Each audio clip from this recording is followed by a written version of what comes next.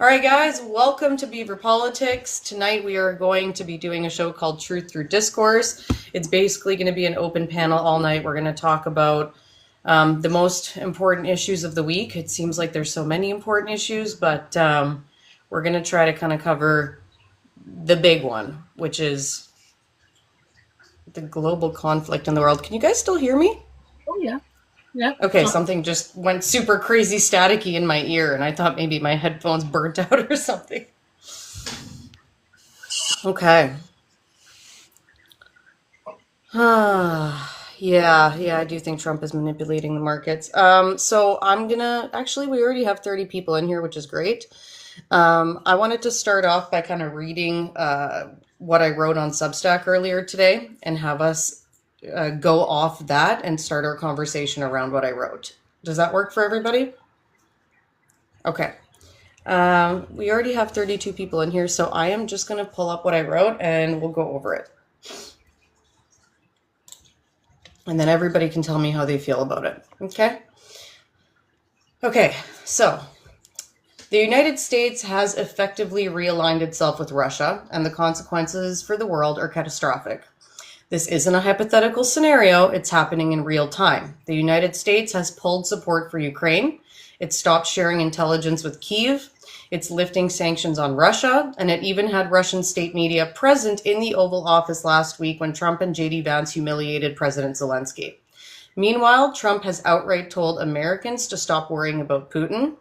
And he is talking today, and Elon Musk also talked today about them potentially wanting to pull out of NATO. This realignment doesn't just reshape global politics, it actively destabilizes the world and emboldens authoritarianism on an unprecedented scale.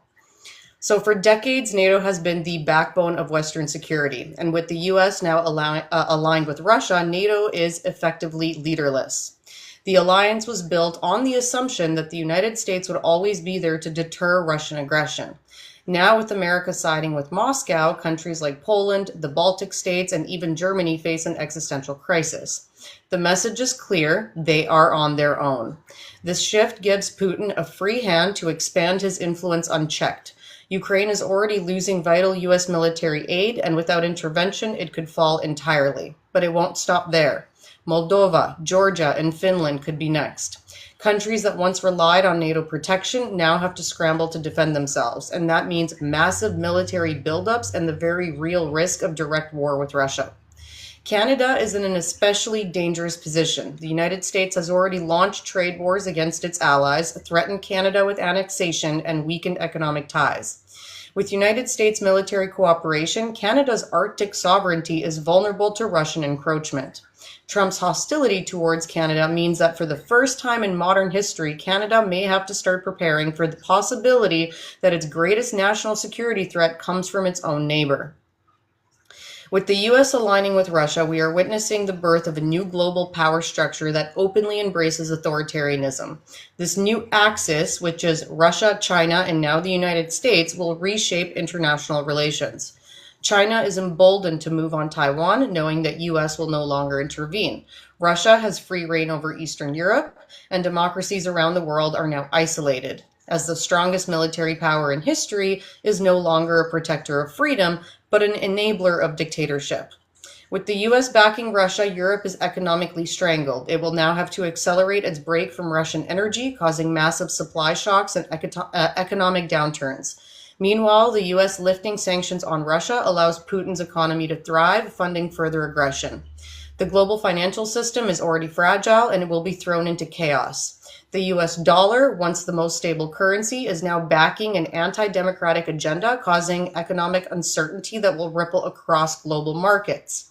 The United States has historically positioned itself as the leader of the free world. That era is over. Trump's alignment with Russia signals the death of US democracy on the world stage. Countries that once looked to America for support, like Ukraine, Taiwan, and even Western European nations, are now on their own. Authoritarian regimes worldwide will take this as a green light to crush opposition. Expect more brutal crackdowns in places like Hungary, Turkey, India, and Brazil. Democracy is now in retreat across the world. A shift of this magnitude does not happen without violent consequences. European nations will now be forced to militarize rapidly, leading to an arms race not seen since the Cold War. France and the UK, both nuclear powers, may be forced into preemptive actions to contain Russian expansion. This creates a volatile global environment where a small miscalculation could spiral into a full-scale war. I'm almost done. The United States aligning with Russia is not a future threat, it's our current reality. The consequences are devastating. NATO is leaderless and crumbling. Europe is at risk of war. Canada is isolated and threatened. China is now unchecked. Democracy is in freefall, and the global economy is unraveling. The world is entering a new dark era, one where authoritarianism thrives and war becomes increasingly inevitable. We are not just witnessing history, we are watching the world order collapse in real time.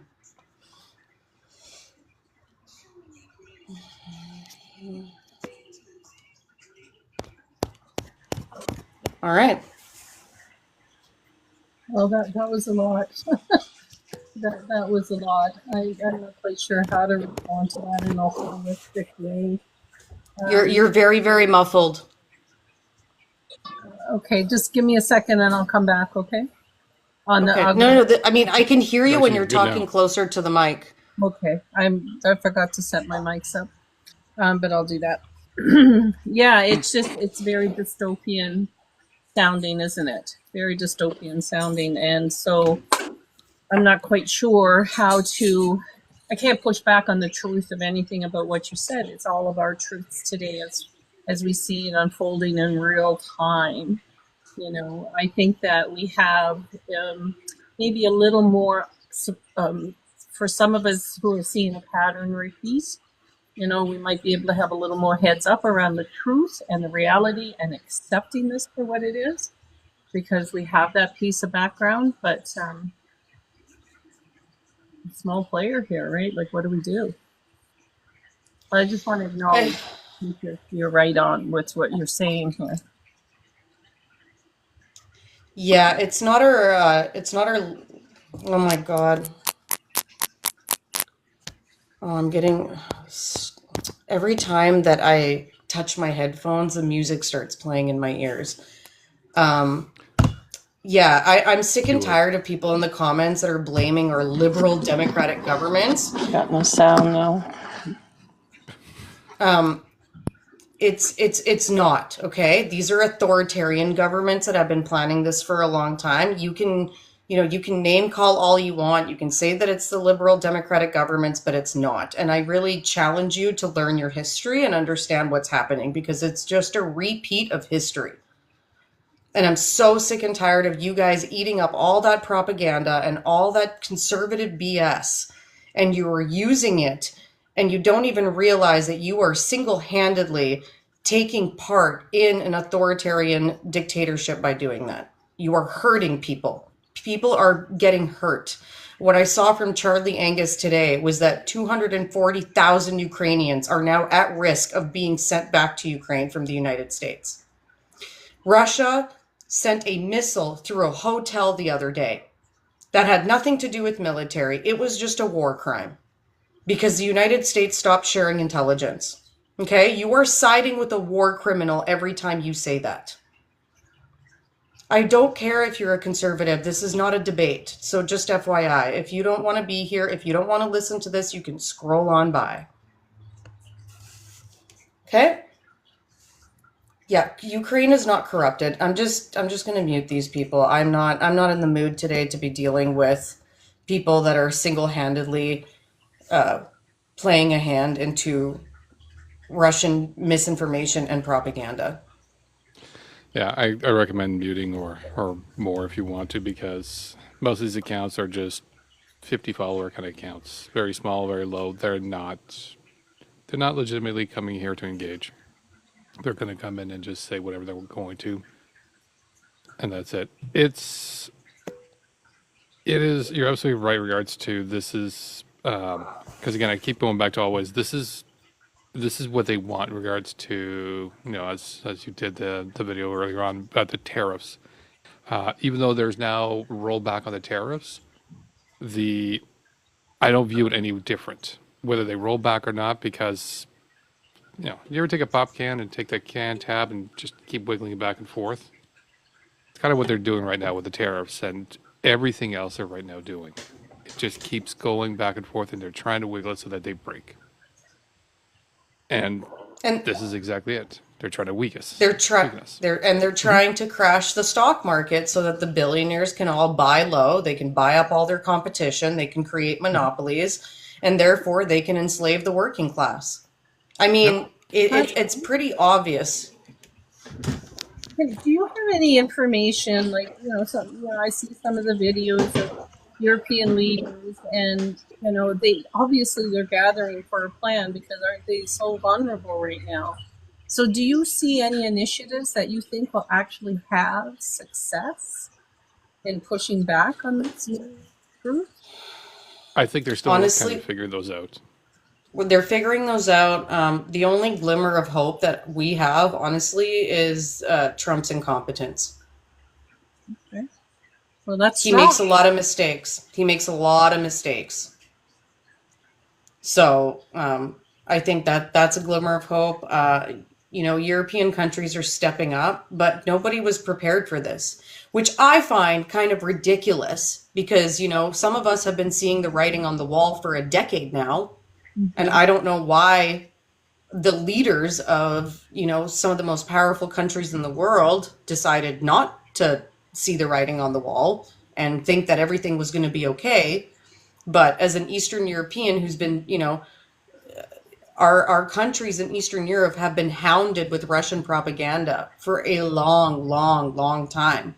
And when we started seeing the same propaganda wars here in the United States and Canada, why did we do nothing about it? We just continued to believe that people have common sense, that they're not going to believe this. This is too crazy. And now look at that. Now we have half the population that's fully brainwashed.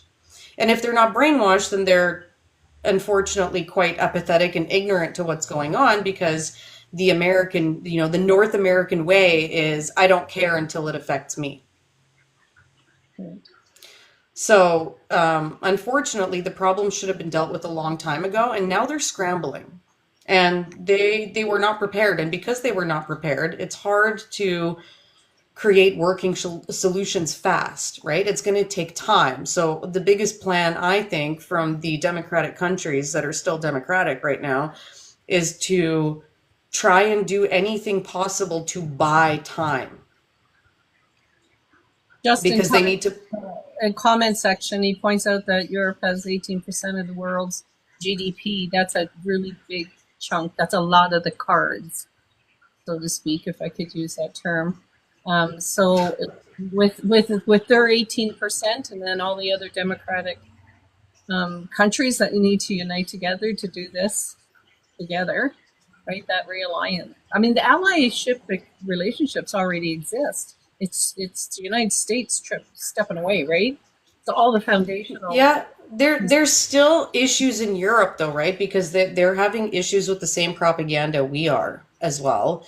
Like for example, Italy is kind of half in, half out. They have a quite extreme right-wing party that's in charge. Right.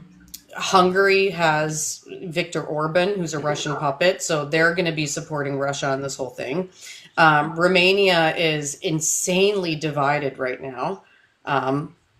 But it seems like the government is doing the right thing. So the governments are holding, the Russian propagandists accountable, which is good. But people, the people that fell for the propaganda are obviously very upset by it. But it seems like, again, when you look at the statistics of people in my country, it's all of the educated intellectuals that know what's going on. The reporters, the journalists, the professors, the scientists, they know what's happening. And they don't want Romania to fall under Russian power, right? Just like Moldova did.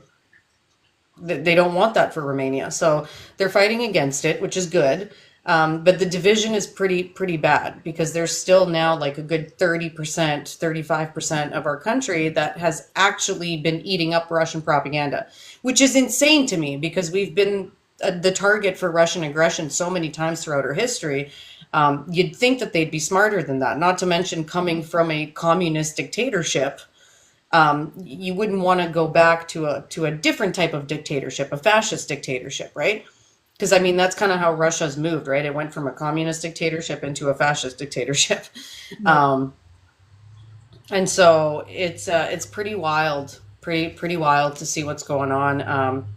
At the end of the day, I wouldn't be so worried if people could just understand what's going on and see the truth and not have been brainwashed by this propaganda for so long. But unfortunately, because this is also a psychological war, not just an economic war, not just a military war, but a full blown psychological war as well. We're weakened because of that, right? Because if people came together, this wouldn't be an issue, right? Like people would hurry up and enlist. We would be able to. I can't stand these stupid headphones. Every time I touch them, I get music that screams into my ears. And even though I close the music app, every time I touch them, it pops it back up. If So you touch it again, it stops it. I tried. Sometimes it does, sometimes it doesn't. I just need to get new headphones. For someone who doesn't Anyway, necessarily, follow like all understand all these little pieces, and I'm just, open to learning about them. When I see that Trump has already existed as the head of NATO, the U.S. is the powerhouse around the world, and they shifted that and gave that up. And that right now they're floating, right? They're not the power head of anything.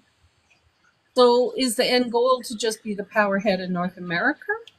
Is the end goal to really work with China? Like I don't like I just there's so many places this could go. But Trump anyway, doesn't care about his international title in regards to head of NATO or head of any particular group like that. He wants to be king of the U.S. and he still has the title because this is the self-imposed American exceptionalism title, which is president of the free world. Leader of the free world has always been that title that the U.S. has always held, even though I really, really question it now. But yeah, Trump doesn't care about NATO, so he doesn't care about being leader of NATO. He doesn't care about the position within the United Nations. He doesn't care about any of the international groups. He just cares about whatever makes him look good. And the national stuff, he doesn't care. He wants to look good in front of those bros. He wants to look tough. He wants, this is why he's always hammering with the tariff.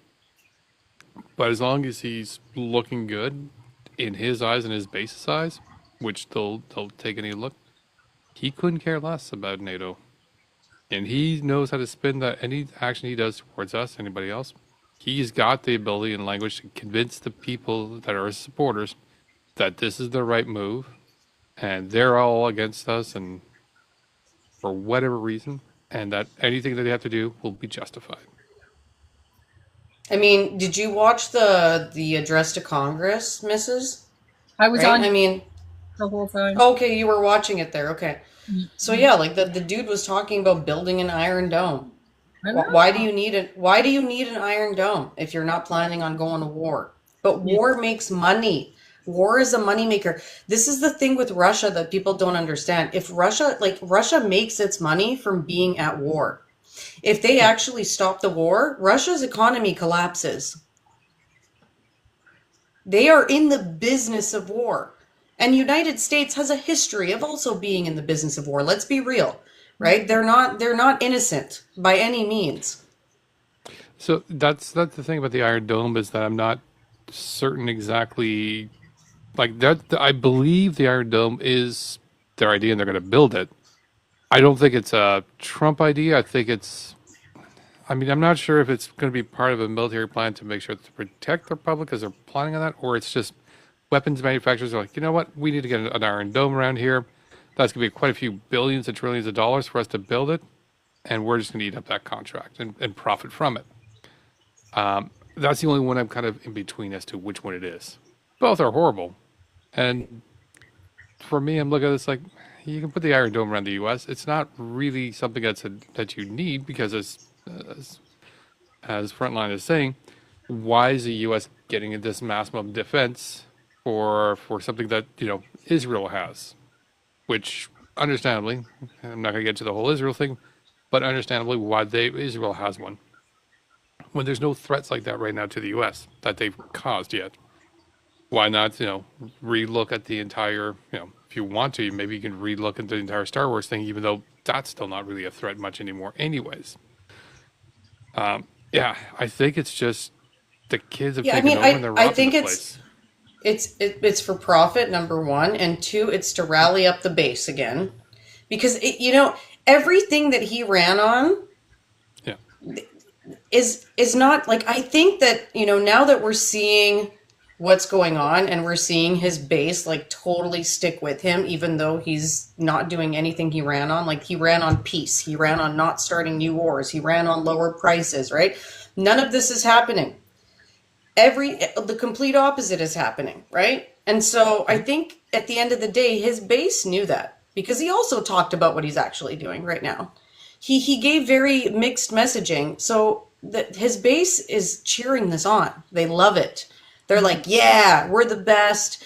We are the absolute greatest in the world, and we're going to show all you, none of you can survive without us. And that is exactly the narrative he's pushing, right? He's pushing the narrative of like, oh, nobody ever comes to our defense. Like, he said that earlier this morning when he was talking about NATO. He's like, well, if we ever need any other countries out of NATO, do you think they're going to come to our defense? It's like, yeah, we have, actually. But he's rallying up his base to make his base think that they are the best and that nobody else can survive without them, and that we're all just, oh my God, these headphones are driving me absolutely insane. And that everybody else is not going to be there, and that we're all mooching off the states. Like, we're all using them. We're just using them as a giant piggy bank, right? Because I've been in these conservative debates many times, and the MAGAs literally think that the United States is being used by people like USAID, right? USAID. They think that that's just countries using them. Thousands of people are being unalived right now because they're not getting food anymore because that program got cut, and they're cheering it on. It's the most vile mentality that we haven't seen since 1930s Germany, and we're seeing it again, and it's our everyday reality. I think it's So this, I'll difficult let to Mrs. go. accept that good people can be very bad, right? And so in our conservative world around us, as I see people making mistakes for the people that are indecisive and holding up these systems, right, by their apathy, by by being tickled by the populist politics, buying into the hating the people that you hated for any variety of reasons for the cultural war pieces. You came to the table hating the LGBTQ community because of your religion, right? Like, there are so many ways that you can intersect where the politicians can come in and capitalize on your existing apathy, conservatism, your existing hate towards the world. And they've done an excellent job on the propaganda and all those pieces, how effective that worked. And to know how long the play has been in play is quite disturbing. Time goes by quickly. Trudeau's been around almost 10 years now. Stephen Harper was around for 10 years before that. Oh my goodness, 20 years.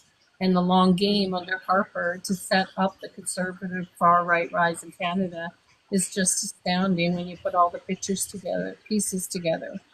The harm that has come from Canada's far-right wing under the International Democratic Union work is astounding to me, and how they've become part of that right-wing propaganda tool, especially in other countries. I mean, they're on it again right now. They've, the Canadian Conservatives have already started the smear campaign on Carney, I know. spreading lies that he voted to move his company to New York, when realistically he just signed a piece of paper that says, like, whatever the shareholders and the board of directors end up doing, I'm okay with. That's it. Like, that was it. And then they voted when he wasn't even there. He already left to campaign for the Liberal Party, and then they voted like 2 weeks later. He just said, he signed a piece of paper that basically said, like, I'm okay with whatever they vote. That's it. And 75%, oh my God, I am going to go crazy with these headphones. 75% of Brooksfield is still Canadian owned, Canadian based. at the end of the day. But these guys are just spreading massive rumors about him. They're creating AI images with like him and Epstein in a pool and calling him a child you know what, when like that's absolutely absurd. And the images are so clearly AI. You can even see like warped arms and stuff in the background of some of the people in the pool. But these conservatives are just spreading it like wildfire on X and Facebook and Instagram, and people don't know what to believe. And like it's just we're this whole free speech thing, this whole freedom of expression thing, at the end of the day, it gave rise to a massive propaganda and psychological warfare. And here we are. And we know on the conservative side, they don't give a rat's ass about conflicts of interest, business deals overlapping with government contracts and all that. They celebrate that all at the Musk level, at the most highest level there is possible. And yet they want to complain when you come across something like, even if what the current, like the stuff about Carney is false with his businesses in New York, but even if it wasn't false, what the fuck is it to you guys? You guys love this stuff. You love the way Trump steps out of line with this stuff. You love the way our little tiny Trump here in Canada is behaving with bending the rules and testing all the social norms. Like, yeah, shut up and sit down. I have very little patience for that. And this is why I talked so much about it last week on my page and spent hours and hours and hours reading through different papers from psychologists and sociologists to try and describe and understand this behavior. And at the end of the day, they all point to the same thing, right? There's a group of people in this world that unfortunately did not evolve with the rest of us. And, they're the group that a lot of these sociologists call like the people that were left behind. And they were used and weaponized. And they got brainwashed by these messages to believe that if they suffer, it's somebody else's fault. Any sort of suffering, whether it's, not finding a partner in life, whether it's not making enough money, whether it's whatever struggles, just put the blame on something else because you're amazing just the way you are. And most people should feel good about being who they are. I'm not saying that. It's just there was this messaging that pushed them to this psychology of hierarchy. That there's no way that people can be equal, right? That's why they say democracy doesn't work, right? I've been talking to MAGA supporters in the States and asking them, do you understand that he's a dictator? And they go, yes, and I'm happy about it. And when you ask them why, they go, well, because he knows what's best. That's the cult thing. He knows what's best, but right? when the propaganda targeting, I was reading something from Mother Jones magazine, and they were talking about how the plan, being 10 years deep, how the plan first infiltrated when we used to say that Zuckerberg would sell our private information and not really fully understanding the implications of what that did. So when they started this, how are we going to create this mega movement? How are we going to get the disinformation? How are we going to radicalize? They got all of the information from places like Facebook, Instagram, all of that benign algorithm stuff, and they learned who was challenged with mental health issues, who would succumb more easier to the message than the next person. Is there a developmental delay? Are they talking about their disabilities online? And, we think it's all about targeting advertising.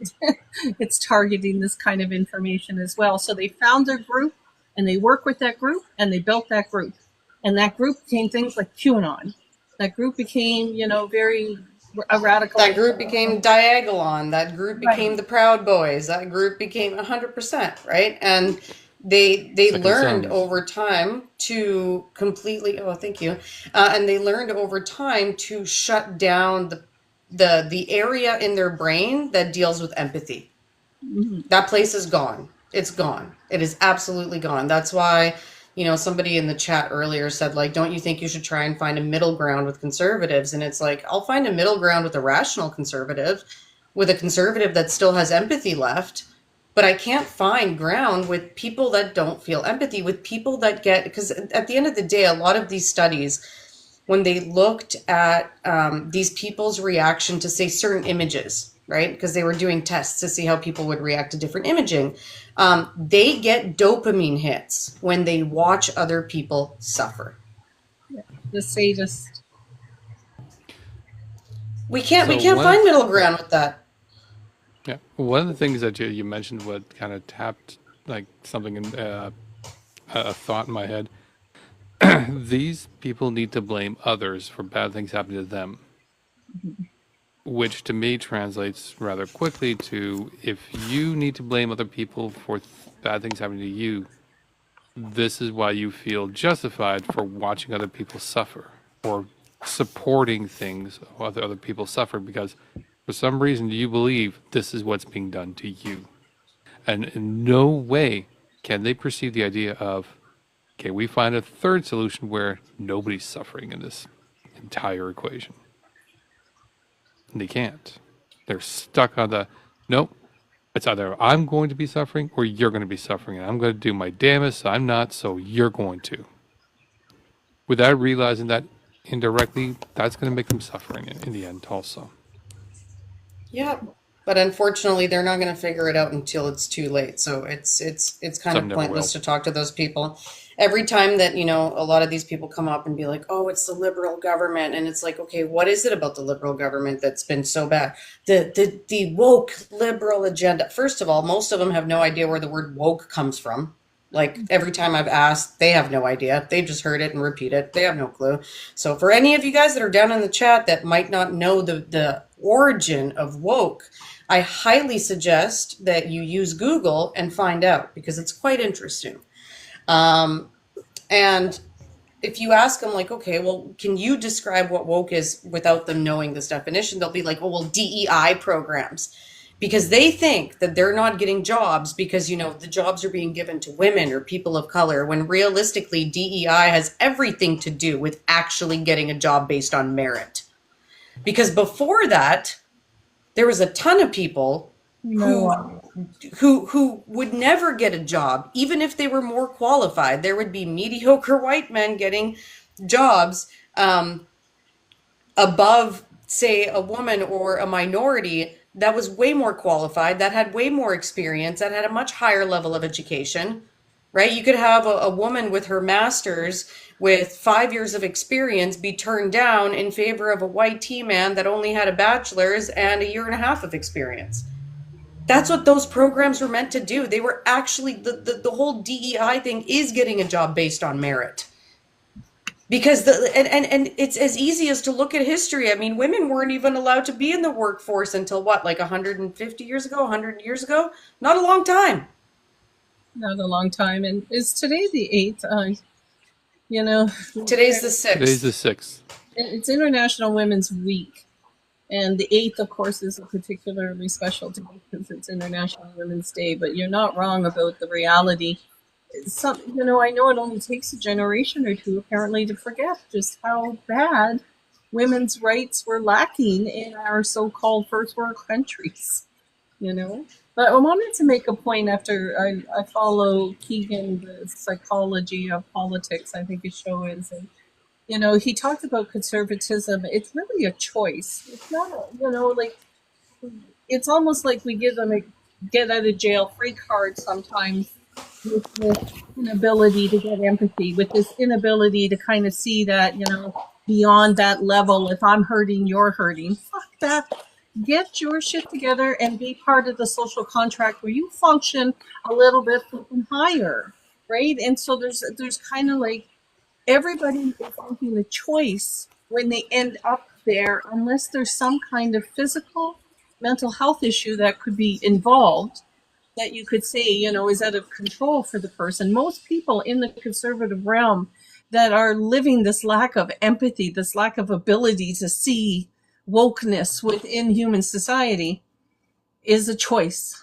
And I think it's something that we have to start accepting, that, people are making a choice to sit on that side of the fence or to sit on the fence, and do so for their own best interest. And it is difficult to sit at the table with them. Anyway, I'll stop now and you can. No, that was a good. great rant. Thank you. Get it off, right? No, it's true. I mean, unfortunately it's unfortunately the world that we're living in. There's a lot of people that are angry that all of a sudden minorities and women have a voice, and somehow we're, these horrible people that have been demonized now for just wanting to have an equal place in society. I talked to my mother about quite a few things when she was younger. Being an old person, you can imagine kind of the different time periods. And she mentioned to me when she was married and back in Quebec, if she wanted to go to the doctors, it required, when she was married, it required her husband's permission for any medical procedure. Like, it's an astounding thing to think of, but that was the case. She wanted a bank account or even a credit card. She needed to have her husband's permission.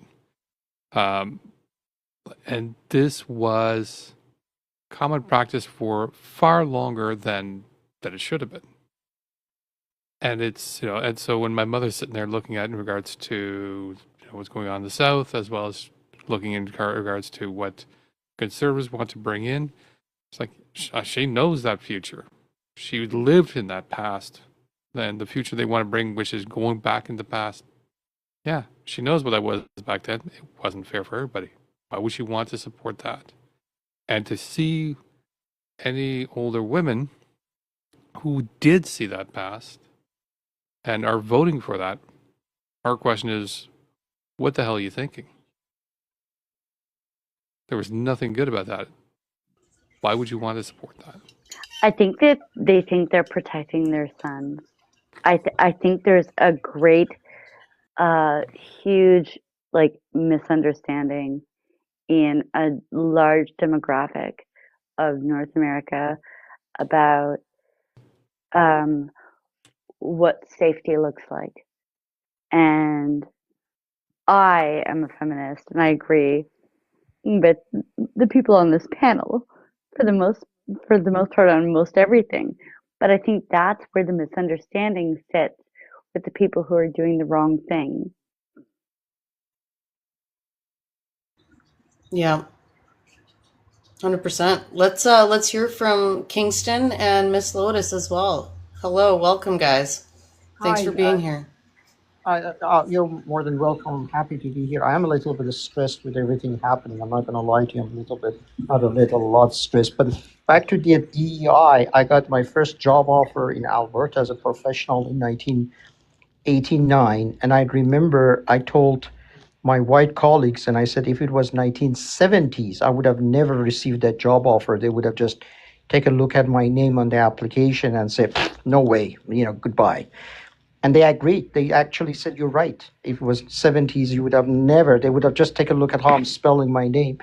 Without even an interview, they would have said, next, and I remember in 1995, somebody wrote on Edmonton Journal that I think it was actually, I can't remember whether it was the editorial or not, but they said they're tired of federal government hiring all these minorities and not hiring qualified people. That was in 1995. And I wanted to write to him that federal government is not intentionally hiring unqualified minorities just for the sake of it.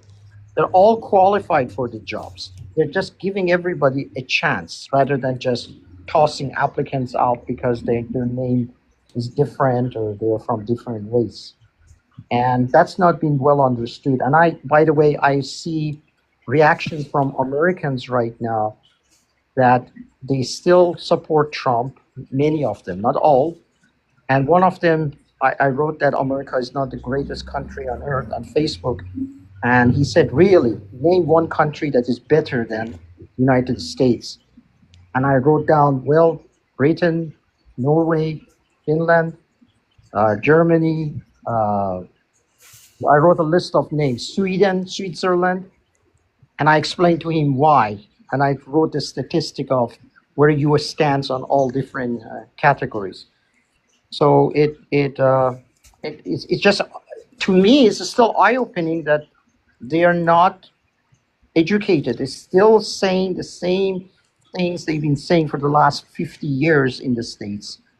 And I don't know how far, like I don't see a hope down there. I really don't see a hope for change.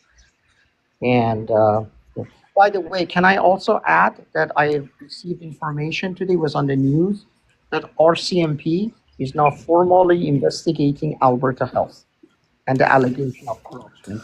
I am pleased. Good. Yeah, good, good. The West Coast people. Because there's so much corruption there. There is so much corruption that Danielle Smith has done in Alberta. And I don't. Did you guys see the? Did you guys see the video that Mr. Global made about Danielle Smith, and about how she's basically flat out saying that she's gonna bend over to Trump? Yep. Yep. Yeah. I did see it. I did see it. Are we surprised? It's funny because other people that I'm mutuals with said, "Oh, look at Danielle's getting on Team Canada," and I watched it and I thought, "No, she's not."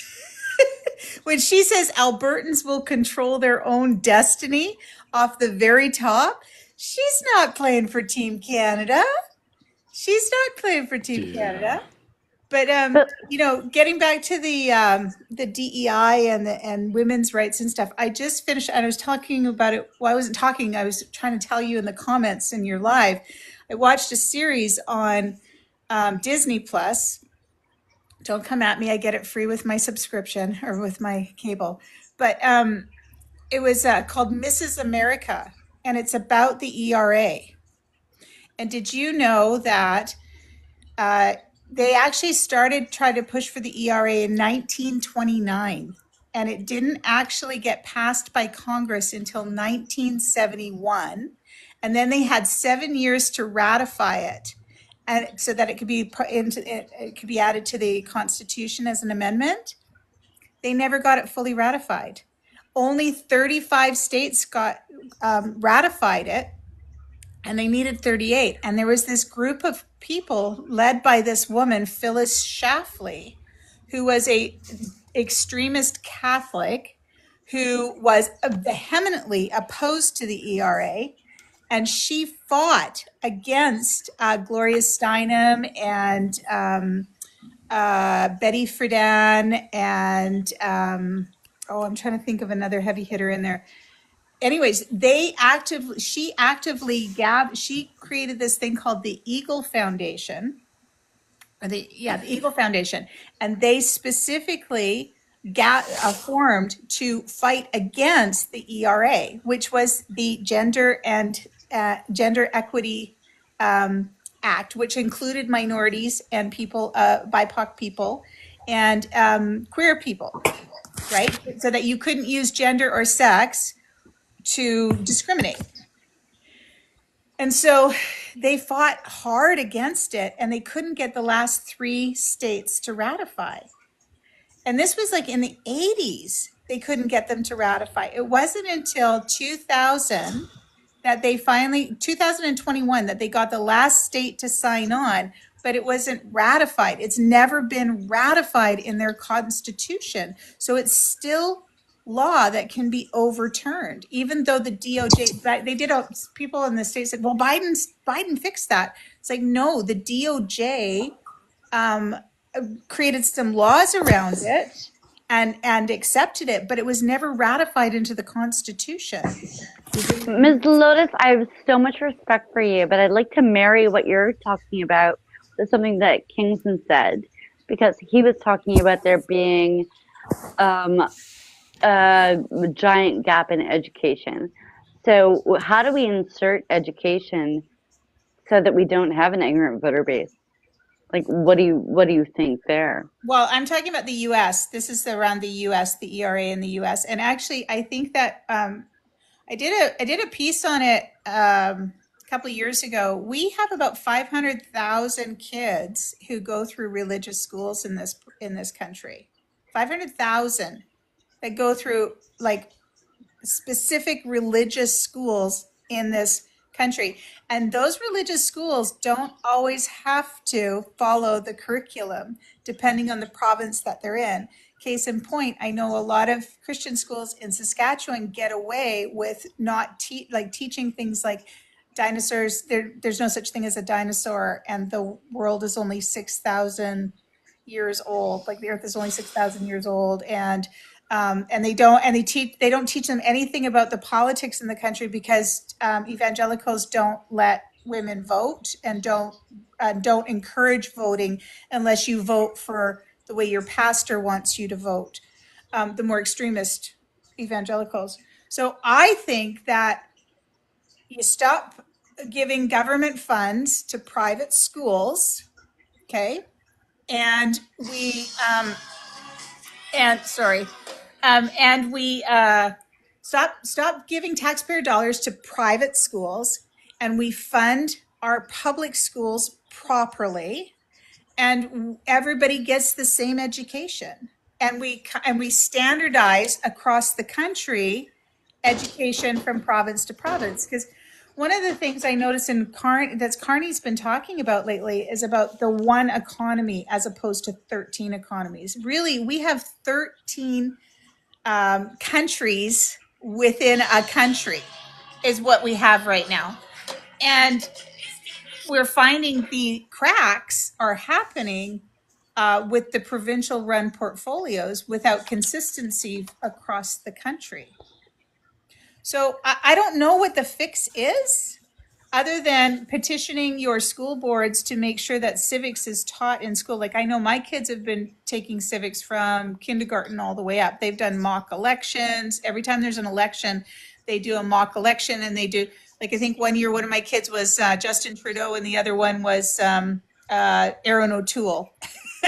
We do that here, but Yeah. in Quebec, they do it more based on kids get to go in and vote on a prioritized list of policies that they feel good about. Right. But I super value what you said, Ms. Lotus. Thank you. But it's how do we press for it to be implemented? Your values are great. What do we do? Yeah. Well, and it requires systemic change, right? To get money, to make sure that taxpayer money isn't funding public or private schools and private religious schools, to make sure that whatever private school there is in your province is following the Minister of Education curriculum, right, in the province. And then we need kind of a standardized thing across Canada so that the people in Ontario are getting the same historical education that the people in BC are. Are you aware of how very different it is? It's so different province to province. Mm-hmm. Specifically about Indigenous learning. The kids do not learn the same Indigenous story province to province. They only learn about the Indigenous of the people who are in their province. And Indigenous people don't generally think about themselves as provincial because they have a relationship with the federal government. It's a whole weird thing. In BC, we've introduced a new policy. The NDP introduced a new policy a couple of years ago that in order to get a dogwood in BC, which is what we call our diplomas, dogwoods, and then we've also got a special French diploma because my kids are all in French immersion. In order to get your diplomas, grade 12, you have to take First Peoples English in grade 12. And that is a whole semester devoted to Indigenous. It's the first of its kind across the country, actually in the world, I think, where they teach, you have to actually have and pass Indigenous First Peoples English in order to graduate out of high school in British Columbia. That's awesome. My sister is a teacher here in Vancouver, and she confirms that. And it's a very heavy emphasis in the curriculum, which is fantastic. But if I can, because I have to leave, I'm just leaving to go out. Just quickly to say further to, I'm not sure who was speaking earlier, but around Phyllis Schlafly. I'm old enough, I'm 62. I remember that fight. I remember when I was a kid. And it came out of the religious right. And what they do is they basically lie about the impact of women's freedom, in this case, on the family. and on the economy, and they perpetuate the lie over and over and over again, just like we see with the right wing on so many things. And what's happening now, of course, in the United States, and will happen here if we get a Poilievre government, is all of these rights that they have are now completely being rolled back. Obviously, abortion, which leads to basically a death cult for women because they can't get any sort of reproductive health care or regular health care. There's the SAVE Act, which has passed the House of Representatives, I think is going to the Senate, that basically talks about what's called a family vote. If you're a married woman, you cannot vote unless your ID matches your maiden name. And good luck getting ID in the United States right now. So that basically cuts out millions of married women from voting.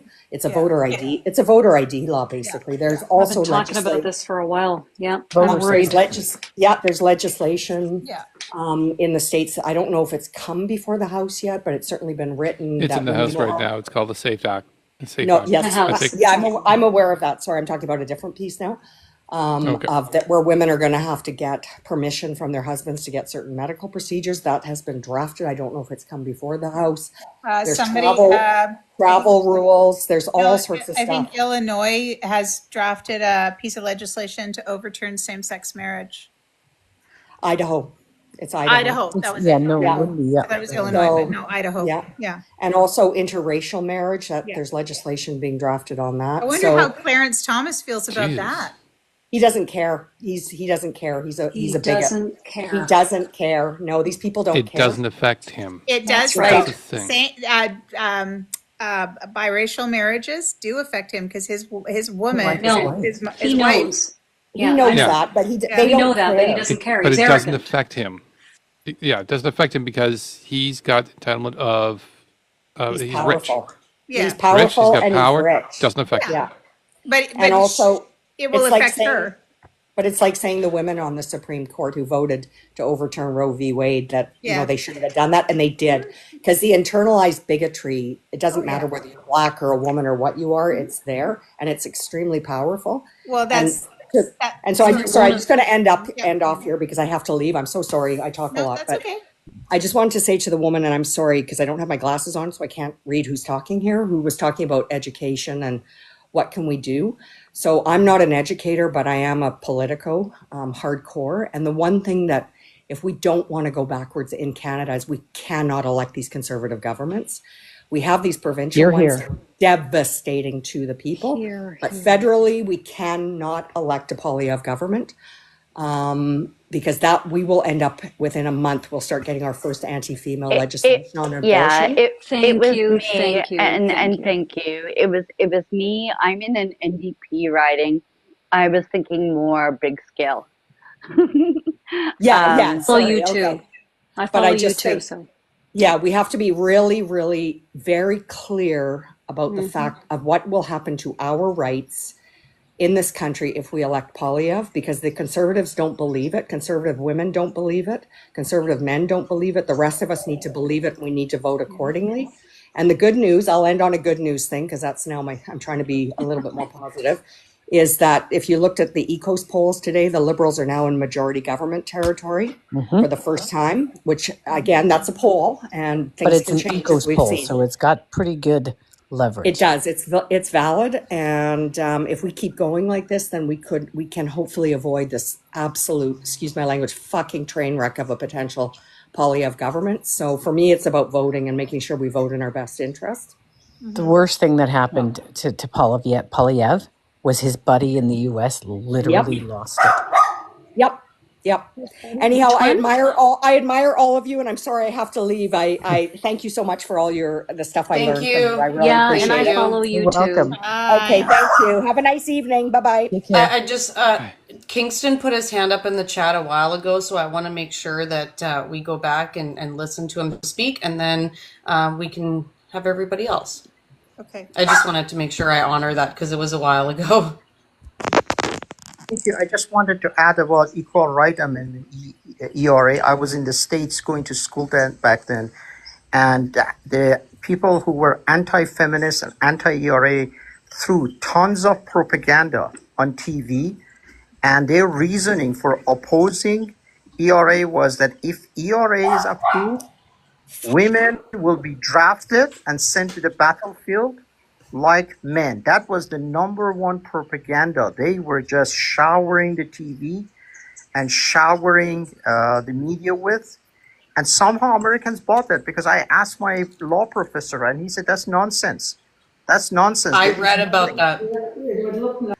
that. What I I read was about that. what I was going to say is the reason why I brought up this whole subject was because what it did was it really opened my eyes to how little movement has actually happened in the equal rights movement down in the States. And we have a false idea of equity and equality that they're trying to paint it to look like something that it's not.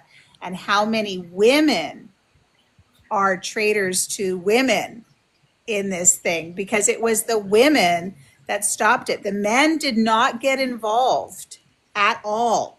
It wasn't the men undermining the ERA. It wasn't the men demonstrating against it. It was the women.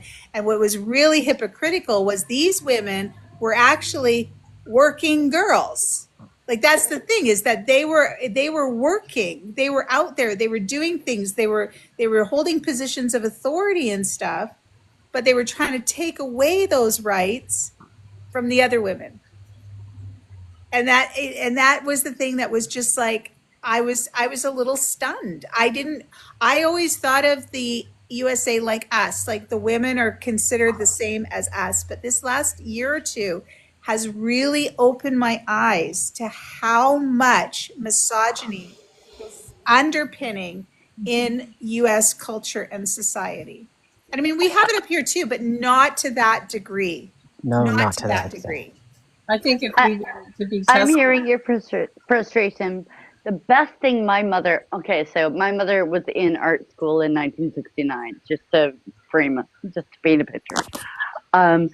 But my mom raised me saying that feminism works. I've said this on previous calls. I don't know if you were there, but raising me by saying that second wave feminism worked helped me to navigate the world such that I believed it and I made it true in my own experience to the best of my ability. And I think that because we were talking about education and and feminism and those two paths and how they engage, that's kind of where I was getting at before. I gotta say, I was in part of another live I'm before I out. joined, Yeah. and I really think we're seeing the tides turn for us here in Canada with the way people are kind of going away from Paul Vier. However, there are still some very, very staunch Maple MAGAs in this country. And the discussion I was having prior to joining this live, this man was he was not going to take anybody at their word or about facts. Like, he came up with the idea that there was a 300% tax that Canada had put on the United States over milk.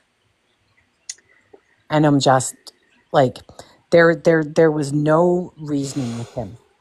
And my worry is that prior to Carney coming on and deciding that he's going to run for the leadership, we were headed for a conservative majority.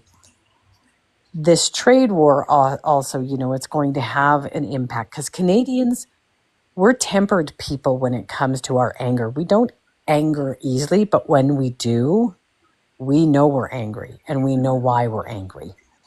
And I think we have to share why we're angry so more people understand the risk that our country is in if we give Pierre Poilievre a platform to become the Prime Minister. Exactly. Yeah, the misses. yeah, I wanted to jump back to comment about women, and that this is International Women's Week. And if we wanted to, we've identified here a problem within our system about how women vote for, we're our own worst enemies, vote against our own interests, and actively partake in bigotry and misogyny.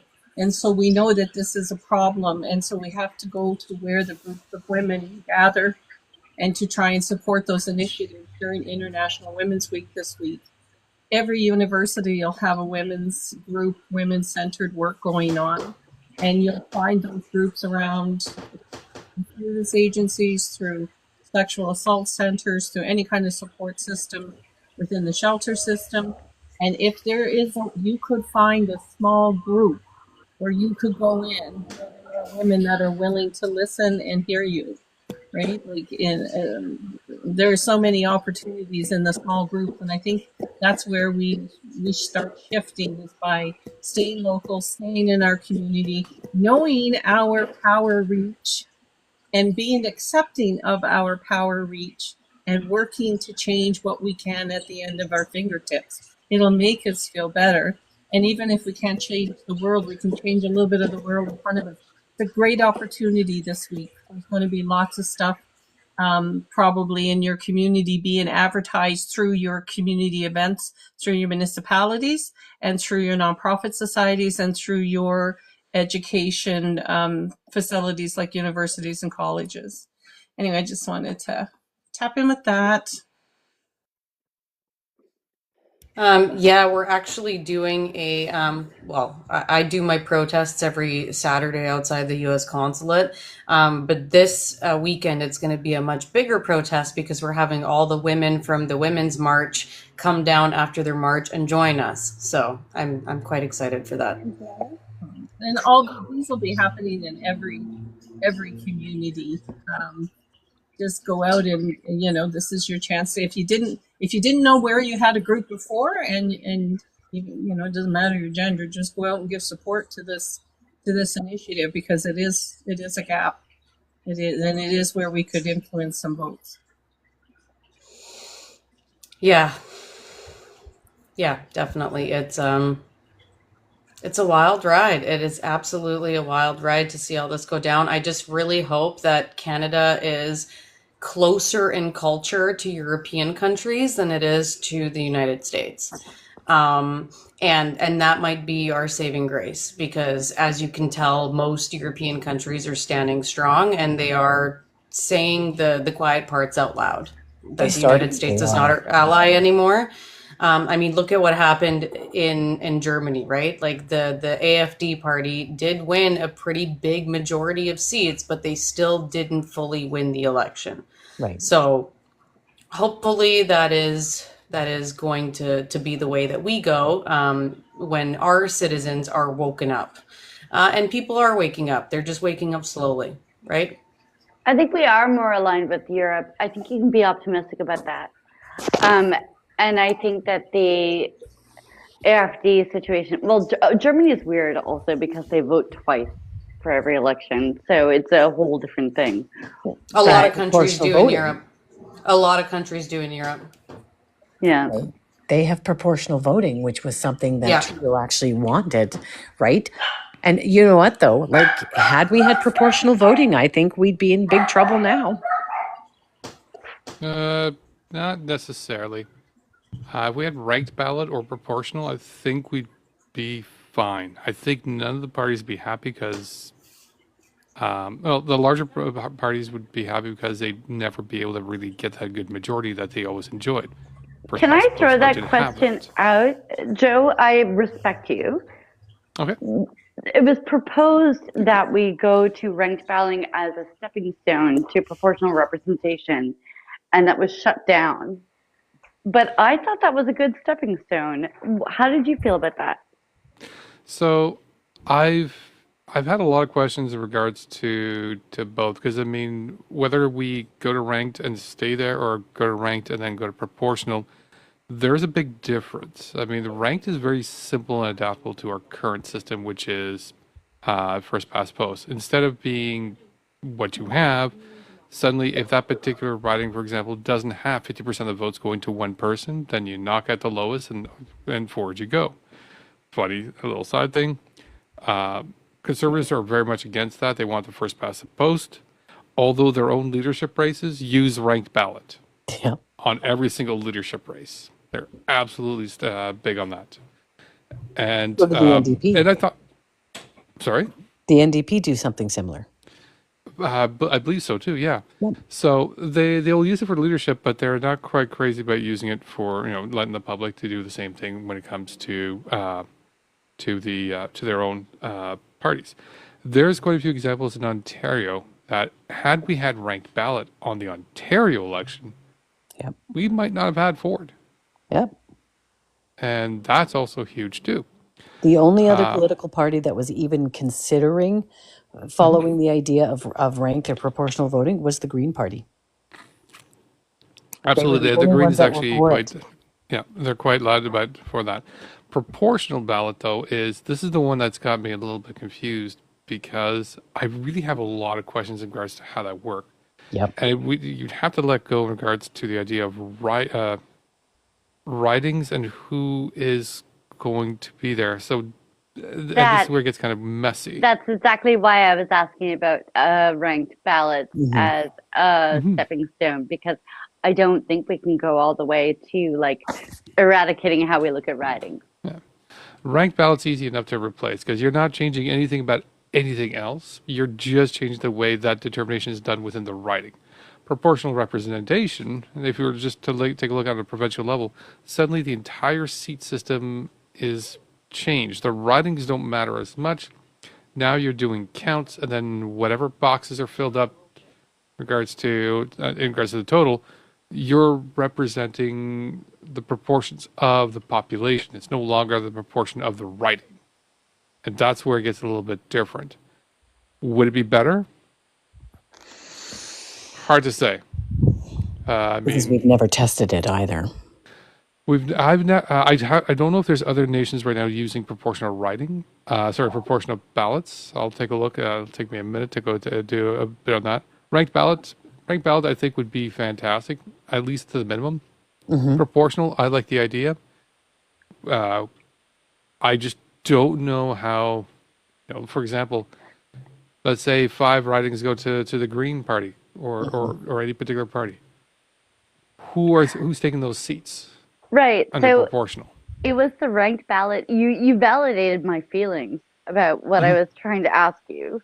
Um, but if we went to ranked ballot, does it factor back to that's what Trudeau suggested Yep. in the House and got shut down from? So, like, how do we feel about that? Well, I don't know if he Yeah, got go shut ahead. down though. I'm not convinced of that. I mean, I participated in those consultations because I really did want to see what proportional voting went. Because when you really think about it, the last 4 federal elections, the majority party has had only 39% of the electoral vote. Right, when the rest of the country have voted for other parties, 60% when you think about it that way, right? And so it was interesting because they said it was the other parties that they couldn't get the consensus, and that's why they were breaking that promise. And that was not the case. The report did not state that, right? It's just they couldn't come up with which proportional voting system would work best. They all agreed that some type of ranked balloting or proportional voting, like they see in Germany or even in Australia, would be most suitable to the Canadian system. But again, right, what we worry about is this is a winner take all. If anything, if we can't stop Poilievre, we got to stop him getting a majority. Yeah. Because we will lose everything if he gets a majority. Agreed. He's going to do whatever people want him to do, and Yep. people will be whatever is going to be profitable for their friends.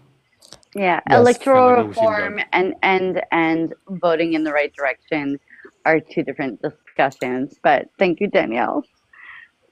Yeah, I want to bring back the topic of discussion to what's going on globally, what's going on with our allies, what are we doing for this next election? Because I know that we can talk about ranked voting all day, but the truth of the matter is that it's not happening in the next couple of months for our next election.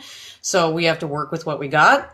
And then we can focus on electoral reform again in the future. But I think that we have like such bigger issues that we're dealing with right now. And I just kind of want to bring us back to talking about the issues that are actually staring us right in the face right now. Hey, preposterous. Glad to see you again. Hi, real native. By the way, how's it going? Not bad, not bad. And yourself?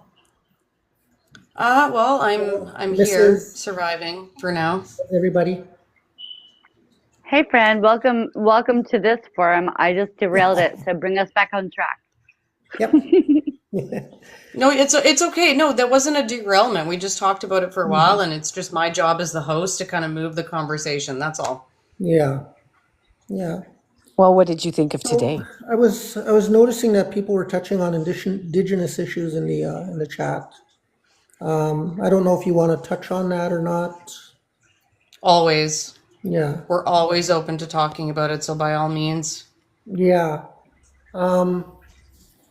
I guess my concern is, I've always got a concern about Polyev getting in and his policies, and as an Indigenous person, what we're going to have to put up with if he gets in, and getting the Indigenous vote out, to make sure he doesn't get in.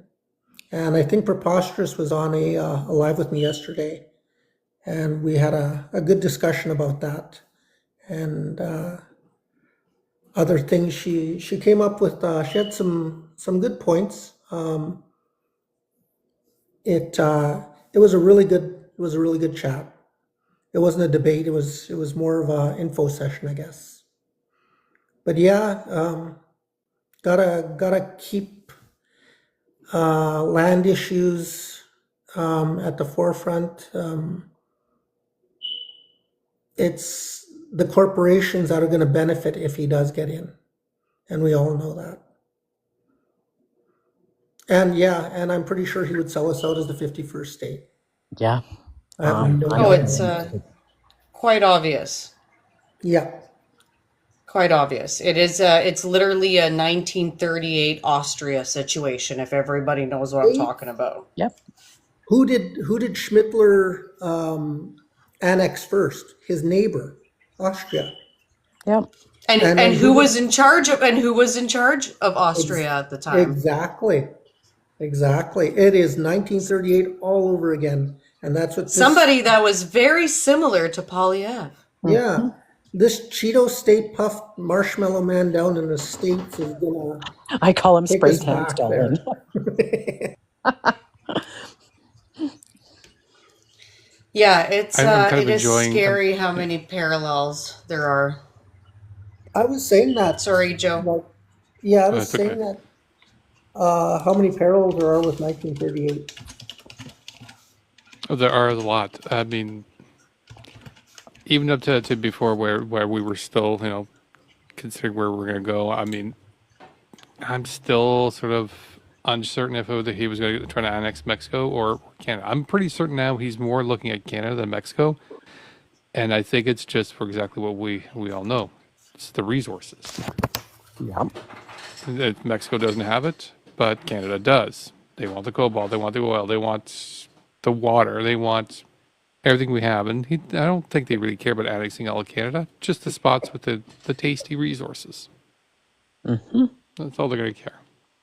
Can I ask a question? Does anybody have information about, when we think of our Indigenous population in Canada and how that looks different in Mexico and Australia, over in the European countries, what does an Indigenous movement, so to speak, look like? Like, is there these small groups of people who identify that way that can, As far as I know, in Norway they have Indigenous people. I can't pronounce their names because I don't speak Norwegian. But yeah, there are Indigenous people in Norway that have it pretty rough, a lot rougher than the ones in Canada. Yeah. Oh geez, I lost my train of thought now. political movement? It's got to be weirder though in Europe. Old guy fog brain. Sorry. Join the club. But it's got to be kind of different up in Europe, since Europe is already kind of a mix of European, in some ways, conquest, colonization, but over thousands of years, the population of Europe has just become a big mess. Yeah. What they I want. actually have some information on the Beaver Lake Cree case. There's a good chance it'll be finished within the next 2 to 3 years. Oh, nice. It'll be settled. I don't know what that is. But and settled to a satisfactory outcome for the Indigenous and First Nations people. Yes. Oh, thank Yeah. God. Yes. Right. You know, I Yeah, grew up in so Manitoba where you see, you know, there's a community there that has never had drinking water. Right? Like, because the city of Winnipeg cut their water off. You know, so when they get a win, because they do need a win in the court, right? And it sets the matter straight once and for all. It's a good thing for everybody, not just First Nations and Indigenous, but Canadians as well, because the matter has been settled to the satisfaction of the Indigenous people. Well, it's Look at the fight they have to go through to get it. yes, but there's also the environment that is going to be the big winner. Exactly. The keepers of the environment, as how I feel our Indigenous and First Nations people are. There was Agreed. one I ran into, I think it was yesterday, he was saying the Beaver Lake Cree ain't going to win shit. Basically saying, drill, baby, drill. Well, it's like the Alberta separatists, right? Go ahead and separate, but you're not taking the land with you, Exactly. right? Like, it doesn't belong to you. And they're the ones with treaty, right? Many treaties exist in Alberta. So I'm not sure how they think that they're going to separate when they would not Exactly. be able to take any of the resources with them without the First Nations people's help. They- And they would never get that. They would never I be can see a able to crisis separate occurring, though. I'm sorry, go ahead, Joe. Yeah, and I can see a crisis occurring, and this is where I think it'd be interesting for the panel to respond. So, First Nations would not be obviously be okay with the separation of Alberta because it'd be their land that'd be separating from Canada, and the treaties are with Canada. But I Technically, could see, You could see what? yeah, they're what's called a Sorry? standalone treaty with. I could see the province. Sorry, go ahead, Joe. Oh, okay. I could see them using it as, or trying to use the notwithstanding clause to try to force the issue. And I could see that becoming a very complicated legal issue suddenly. I don't know, Because because they look were at what notwithstanding. Chrétien did. Look at what Chrétien did with Klein, right? Chrétien, being a lawyer by education, he sent the question on same-sex marriage to the court, and there was no exercise of the notwithstanding clause. Once the court makes that decision, that's the Supreme Court. That is the law. Do you know what I mean? I would think that you could try, but immediately, if you have a decent prime minister in place, you send that question to the court. But the thing is, as it stands, we've had some notwithstandings being used. Yep. And even first attempts at the laws didn't work. They sent it back in with a notwithstanding. I see where Just you're. override it. Isn't I the see better where your question what's concern- most beneficial? I'm so sorry, the real. I didn't mean to interrupt you. Isn't the better question what's most beneficial for our Indigenous citizens? Like, It's obviously whatever is going to be beneficial for the Indigenous citizens is going to be what the Indigenous citizens decide for themselves. This is more of a thought experiment as to what if people who aren't thinking about what's best for the Indigenous people, Alberta, what they might try to do. That's all I'm thinking about here. But, Sorry, I but think we in what aspect? Because the Alberta ultimately doesn't have control over the natural resources either. No. Canada does. See, like I said, we have what's called a standalone treaty. We signed with with England, not with Canada. Canada came about afterwards. Right. So our resources, our land, cannot be annexed or sold without our permission. Yep. So they. Okay. So question, like legitimate question, I'm just asking. So all of the resources that are done on native lands go through British Parliament, not Canada? So when you want to do something like pass some sort of legislation, you have to get Crown ascension, right? So we still go through the Crown with whatever we do, especially with the treaties. The treaty cannot be amended or anything without our consent or the Crown's consent. It bypasses Canada completely. Exactly. Okay, so like all the trades agreements that I've heard, like, listen, I might be ignorant. I apologize. I'm asking a question. I'm not trying to bait you for something. So like the multiple indigenous communities, when it comes to trades, when it comes to corporations, when they get rejected by the Crown, that's not necessarily rejected by the tribe leaders. No.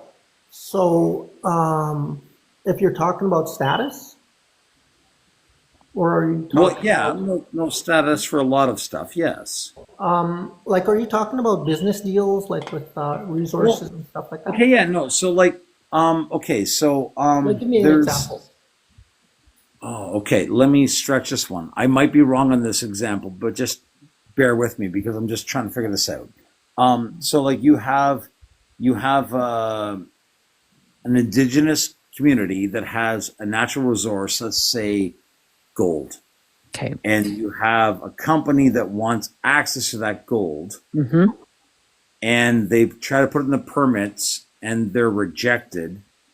The council wants them because of jobs. Mm-hmm. And then now we're going back to Britain to make sure that it's okayed. No, that's different.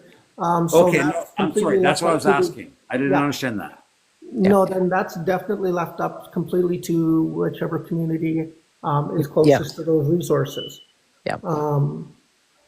So say for instance, my reserve is closest to oil. So a company wants to come in and drill. They are supposed to do what's called a duty to consult. Yes. They are supposed to consult with us and, get our input, our take on what we want done with the land, who, where, why, and what and how can drill. And we're supposed to be able to limit the number of well sites. Yes. However, Dummy Smith has been handing out permits, bypassing us willy-nilly. Mm-hmm. So that's why Okay, they're so important. you're in Alberta, obviously, right? What's that? You're in Alberta, obviously, right? Yes.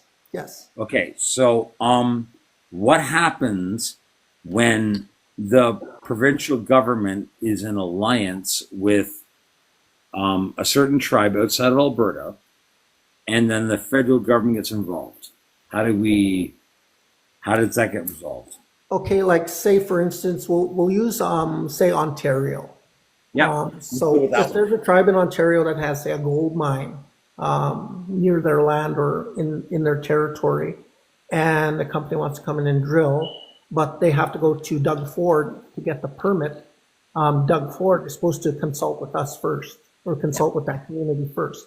And nothing can be done until the Indigenous people are satisfied. Mm-hmm. Okay, That's how so it's supposed to work. is that so? Like, In our reserve, there's medicines, there's berries. Hold on, get a little bit closer to the mic. This is my mother. She's the matriarch of my family. Oh, okay. Oh, that's There's beautiful. medicines and But berries why she and, not. the like, natural. take it back. Maybe the real native. Yeah. But take it back to federal because that's what the next election we're looking at, Uh, right? One sec. My mom is trying to explain something. Okay. Oh, Can everybody please Everybody- mute their mics? So Please that- mute your mics if you're not talking, please.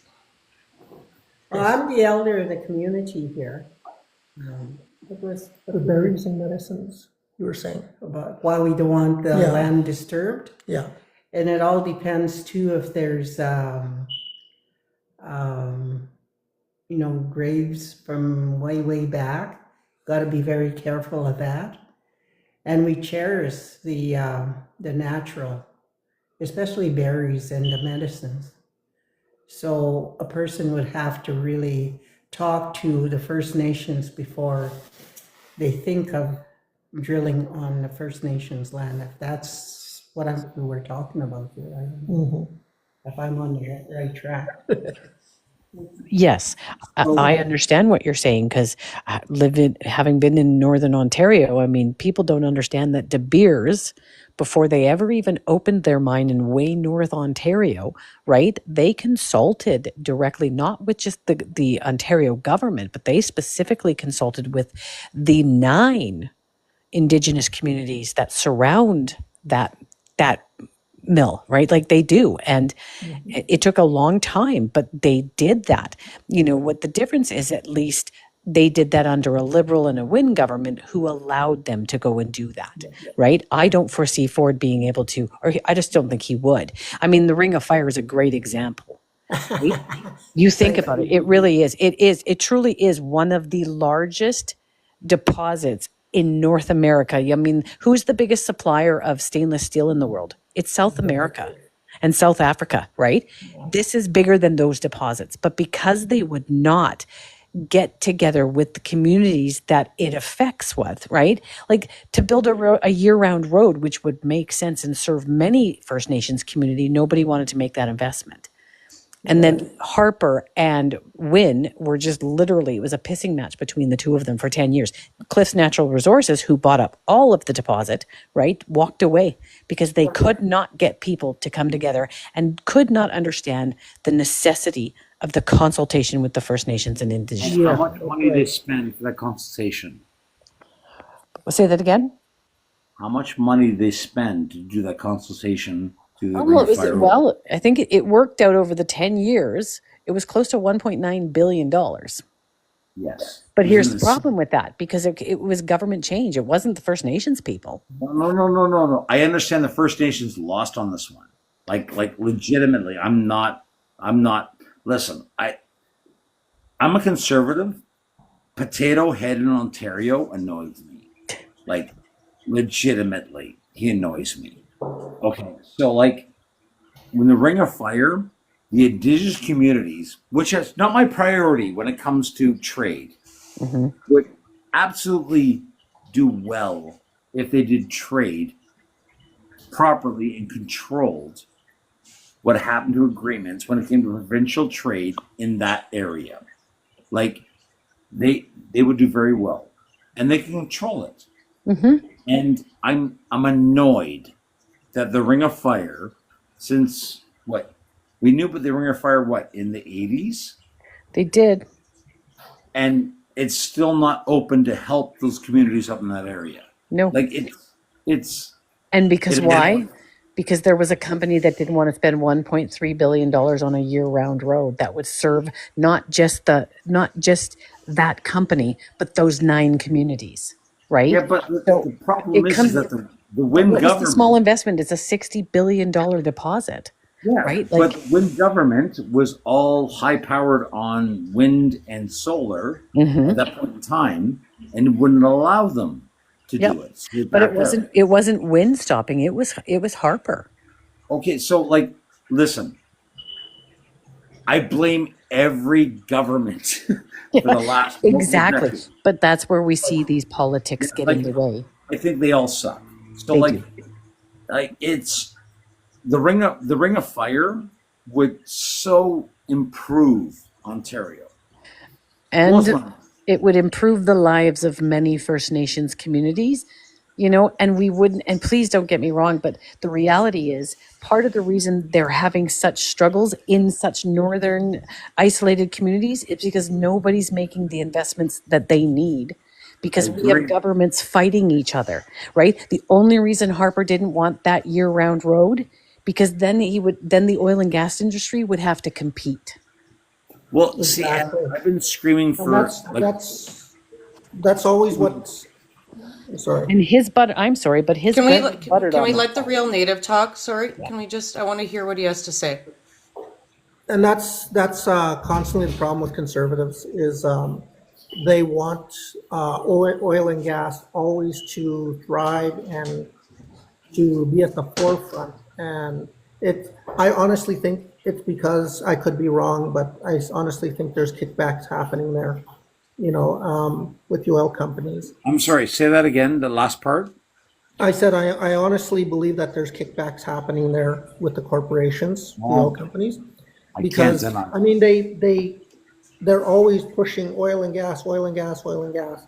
Never like renewable energy. Oil is eventually going to run out. The land is forever. Okay, so I hold don't on. understand that too. I'm sorry to interrupt, but this push for, because I've spoken to people who are who work in Alberta, live in Ontario, come back, and they have this like extremely distorted perspective about what the federal government is doing to Albertans and the oil and gas industry and all that. And I want to be able to speak to them to tell them like what their, you know, what the impact of a conservative federal government would do to Indigenous communities, because I think that they care about those things. They just don't understand. They're in an echo chamber in their work environments, and they think that they're doing something, you know, for the future of Canada, but really that's not the future of Canada. So does anyone have any, What's the future of Canada then? well, not oil and gas, it's renewable energy. So how do we kind of Hold on. try and appease, how do we appease those that are working in that industry to make them feel as if they are not being ostracized, I guess? Okay, so I think the biggest problem is that Canada would be much wealthier where we don't suffer on the taxes we have if the federal government allowed province to just trade openly. There's no free trade between provinces. That's not And what I'm asking, though. But I'm- that's Hold been the way it's been for what, 60 decades or 60? Yeah, I know, and it sucks. yeah, but that was the Absolutely. province's decision to do that because they want. Sorry, go Back ahead. to Nicolina's point, it's not the topic right there. Again, there's nothing to say there's no discussion in regards to the trade between the provinces. Absolutely, but the question goes back to, for the people in the oil industry, how do we actually repeat it for me, Nicolina? How do we make them feel as if they're not being completely ostracized or like their jobs are at stake here with the future of like the Real Native said, oil is not the future of Canada, and they get very upset about hearing that. Okay. I have an oil and gas, a conservative voter friend who said that if there was assurance that they could be trained in the development of renewable energy and that those people who work in that industry could be moved into this new industry, they would be down for it. Okay. And I also want to, can I, yeah, sorry, can I add something? I haven't had a chance to speak for a little bit. Let's not forget that like we are going to still be using oil and gas, right? It's not going to just be overnight. So it's still going to be there. But let's not forget that the reason that we are not profiting off our own oil and gas and becoming richer for it is because of conservative legislation that was passed under, I'm pretty sure, Harper. I was just going to say that. So we would have been really, you know, if it was a federalized resource that we didn't choose to just sell for profit and we built up our refineries, we would be independent right now. We'd have a lot more money. We'd have a lot of money to be dumping into public programs for everybody. But the conservatives decided that it was better in the short term to just make more money faster. So now we're in this horrible situation where we have to trade with the United States and we don't want to.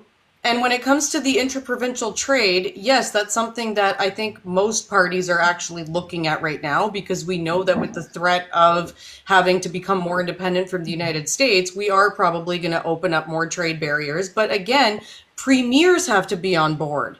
And it's really hard sometimes to work with conservative premiers. So there's a lot of issues there, and a lot of them stem from the conservative policies that we've had in this country that benefit the billionaires rather than the working class. I mean, that's where it comes from. This goes back to Pierre Trudeau too, and the energy? What was the agreement that he put in place that Alberta did not want anything to do with? National Energy Program. That's it. And here's the thing, though. Okay, it was because a whole bunch of people that wanted to profit corporation wise, not people wise. Yes. Okay, because that's really what it was about. It was about, you think about it. The guy on Dragon's Den, Brett Wilson, has made his fortune in the oil and gas. Okay, but he's one of few people. Right, exactly. But you want to know what? It wasn't even Harper policy. It was Brian Mulrooney. Yeah. I was just going to say, I was wrong on that. It was 1985. It was 1985, June 1st, and it was Brian Mulrooney that absolutely and partly killed because that program for us. Mulrooney, I mean, I was very young, but my parents were very, very political. And what I found interesting is that, I remember my mom and dad talking about the debate between Mulrooney and Turner about free trading with Canada and the US. And you know what? Turner told the Canadian people it would be the downfall of us in 50 years. And he was right. Okay, because we're all seeing that. And don't get me wrong, I don't want to not have oil going to tidewaters. But again, you cannot have one province dictating to the rest of us when for the last 10 years of the Trudeau government, he's given Alberta more in the oil and gas than any other prime minister in the last 26 years. And they still hate him. And they still hate him. Exactly. He bought a pipeline, for God's sake. I am a Canadian paying $1.6 billion to clean up abandoned oil wells that I didn't make a profit from. And that's what we have to think about. Well, Brett Wilson is just sitting around with all those money. Sorry. Sorry, one person at a time. Pre-poster, I'm going to let you talk, and then Joe, and then we'll figure out who's after that. When we think about province to the U.S., because it's not province to state, it's literally province to country. How do we differentiate and how do we support our smaller regions in having a better voice? You understand that there's not a free trade between provinces, right? Yes, I do. But that is the worst economic thing for a country, where different areas cannot sell their goods to another part of that country. So, like, Canada's done this forever. There's no free trade. So, like, when I hear about free trade with UK, America, Mexico, you don't have free trade in Canada.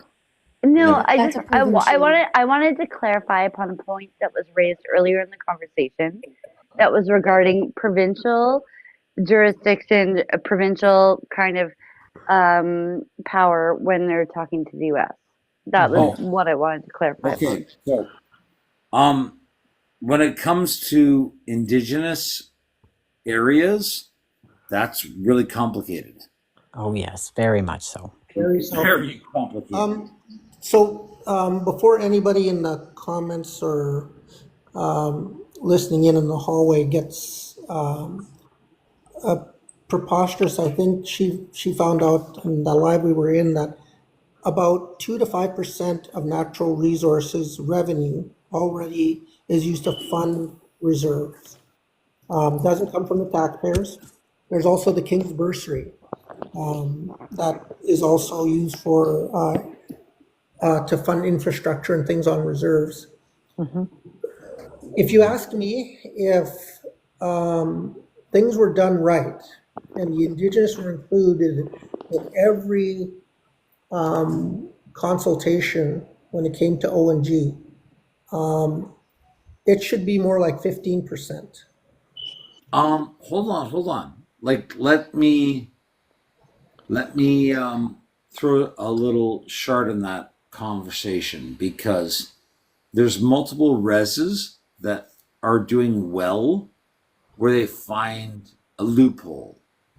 Brantford being one of them. So, like, I think that we need to find a more neutral understanding of the problem is that. Go ahead, Ben. like the problem legitimately, is that, I'm trying to work this out. I'm sorry. okay. I'm sorry. Give me a second here. Like there's multiple First Nations that have found the loophole on something that they have access to, and then there's other ones. I just have a hard time seeing a white man tell a Indigenous Canadian anything about Indigenous issues, buddy. You make me want to puke. You make me want to puke, honestly. It's okay, Johnny. I want to hear what just Scott has to say. We need to keep this dialogue open. That's my opinion. Yeah, I hear you, bud. I value just Scott's opinion. He's been very respectful. He's been very, he hasn't been, what's the word I'm looking for? He hasn't opposition. It's okay. Yeah, it's okay. I'd like to finish. Go ahead, John. Just Scott first. Thanks, John. Anyway, for standing up for me, but he's good. So no. I'm not. Oh Jesus! I appreciate what he just said, but like there's certain communities that have resources, which the province or the federal governments have access to, which benefits that area, and I don't know how you. Unfortunately, Scott, that's not always the case. No, that's what I was going to say. That's not always the case. So there's certain areas that don't have that benefit. So, like, how do you neutralize that? Well, the thing is that the federal government goes by what's called per capita. So there are what we call have-not reserves and have reserves. Yep. Some that have an oil well directly on their reserve get the most. Yeah, so that's selfish on the Federal Reserve side of it. So, like, I'm trying to find out. But Alberta is the same way with their oil. They don't. They try to say, okay, well, we have it. The rest of Canada can't take advantage of it. Yeah. Okay. Yeah. So, like, once again, I'm trying to figure out a way. So, like, I'm not normal on First Nations conversations on this one, but like I'm listening, I'm trying to figure it out. So like, how do you make it neutral where they're all benefiting on what they have? Like, do we do the whole one area gets most benefits, or do we do an agreement? Like, I think it should be right across the board. It should be the same for every reserve. Yep. Say that again. I'm sorry. Say that again. I think it should be the same right across the board with every reserve. The problem is that some reserves have more population than others, and that's what the government goes by. Some reserves have different. Some reserves have different resources. Some have a fishery. Some don't. Yeah. Some have oil. Some have. But also, I love that the Real Native really highlighted in a previous meeting that geographic lines for Indigenous nations are not the same as how we draw our lines when we're doing regional, provincial, or federal voting. That's right. Right. Yeah.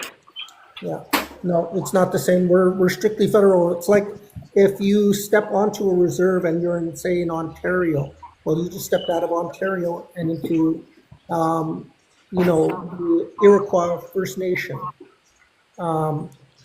which is separate from the province. It's almost the whole in the province where the reserve is. So my question is, the fact that you guys are separate, and forgive me, I might not understand all the rules, so I'm asking. So you're separate from provincial rules, you're compliant on the federal rules. How is it that you run a separate country? We don't go by provincial rules. That's where the difference is. Say, I'm sorry, for instance, Fish and Wildlife is a provincial. So for instance, say Fish and Wildlife is a provincial police force. They have no jurisdiction on the reserve.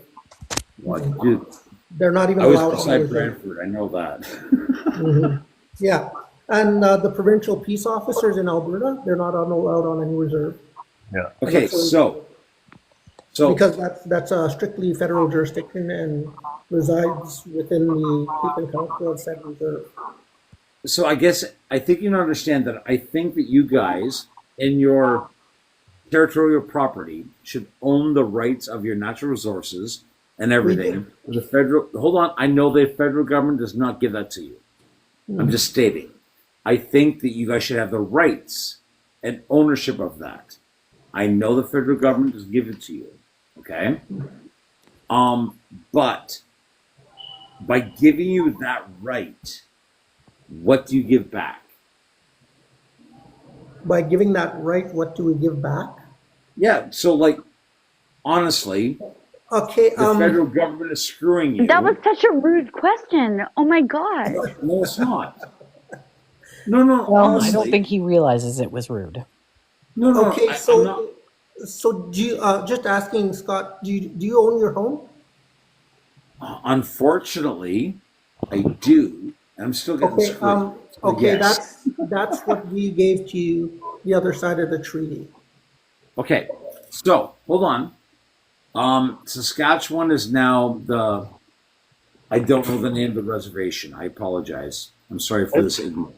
But they're doing a medical care in that phenomenal. Phenomenal, where Americans are now flying up into Saskatchewan to get treatments for, I think it's surgery on hips and ligaments. Why should they not be allowed to do that? Because under federal law, they can't. They can, it's just the federal government won't give them the money to. No. This is paid for opposition on a separate country, and I think they should do this because they're opening up an avenue that I think is incredible. But like the federal government now has them in court saying they should stop this, and I'm against it. I'm solely against it. So because, like, in all honesty, they're doing surgeries on a reserve, you said? yeah, they have probably the best surgery in the world when it comes to, I think it was ligament and thoracic when it comes to the hips and everything else for sports. Okay. That's a new one on me. I haven't heard that one. Yeah. I think it's out of Regina, and like the federal government tried to shut them down, which I'm against, because now you have government trying to tell them how to get. Sorry, healthcare. everybody was talking there for a second, so I don't know exactly what's going on. Sorry, just Scott, what's the point that you're trying to make? Can you just summarize everything you just said in like a couple of sentences for us? Let's move on. Okay, the federal government should not have absolute regulation what the reses want to happen. So like if a res says with council, we want this to happen, I don't want the federal government interfering because of their agenda. We can't do that because the federal government has to approve everything on a reserve. That's my problem. We have to work with the federal government with everything we do. It can't be, we can decide to say, open a surgery center on our reserve. Where is the funds for that going to come from though? It comes from the federal government and we have to dip into our resource revenue. And you know, that money has to be spread across 600 and some reserves across Canada. And that pays for people working on wages, infrastructure like water, roads, things like that on the reserve. So whenever you decide to do something big like that, you have to get creative. So if you have an oil well on your reserve and it's giving you like millions and millions of dollars, like for instance, say the Enoch Cree Nation, their oil money was running out. They had oil reserves. They had oil wells on the reserve. They took that money and sunk it into a casino. And now they get the revenue from the casino, and they're building houses with that, and they're doing all kinds of infrastructure. So that's how they have to get creative. Having worked for Habitat, Real Native, there is an affiliate in Ontario that is working with a First Nations community because it's a high school doing a vocational programming, and they're building tiny houses, right? As part of that, because they're learning a trade. And it was the reserve that came to the local Habitat and said, what are you going to do with these when you're done with them? And they said, well, we haven't made a decision and nobody's told us we have to do something with it. So it was Habitat that had to go and ask CMHC if they could actually provide those small homes to the reserve so that the reserve could have an addictions program And that's exactly what I was talking about, getting creative. Right, exactly. So, but the federal government shouldn't be dictating to the reserve or any First Nation. But they do. See, Exactly. right now, Canada is the go-between between us and the Crown. Believe it or not, England collects taxes to put into the King's Bursary that still fund our reserves today. Doesn't fund them as much as it used to, but it's still funding part of our money that comes into our reserves.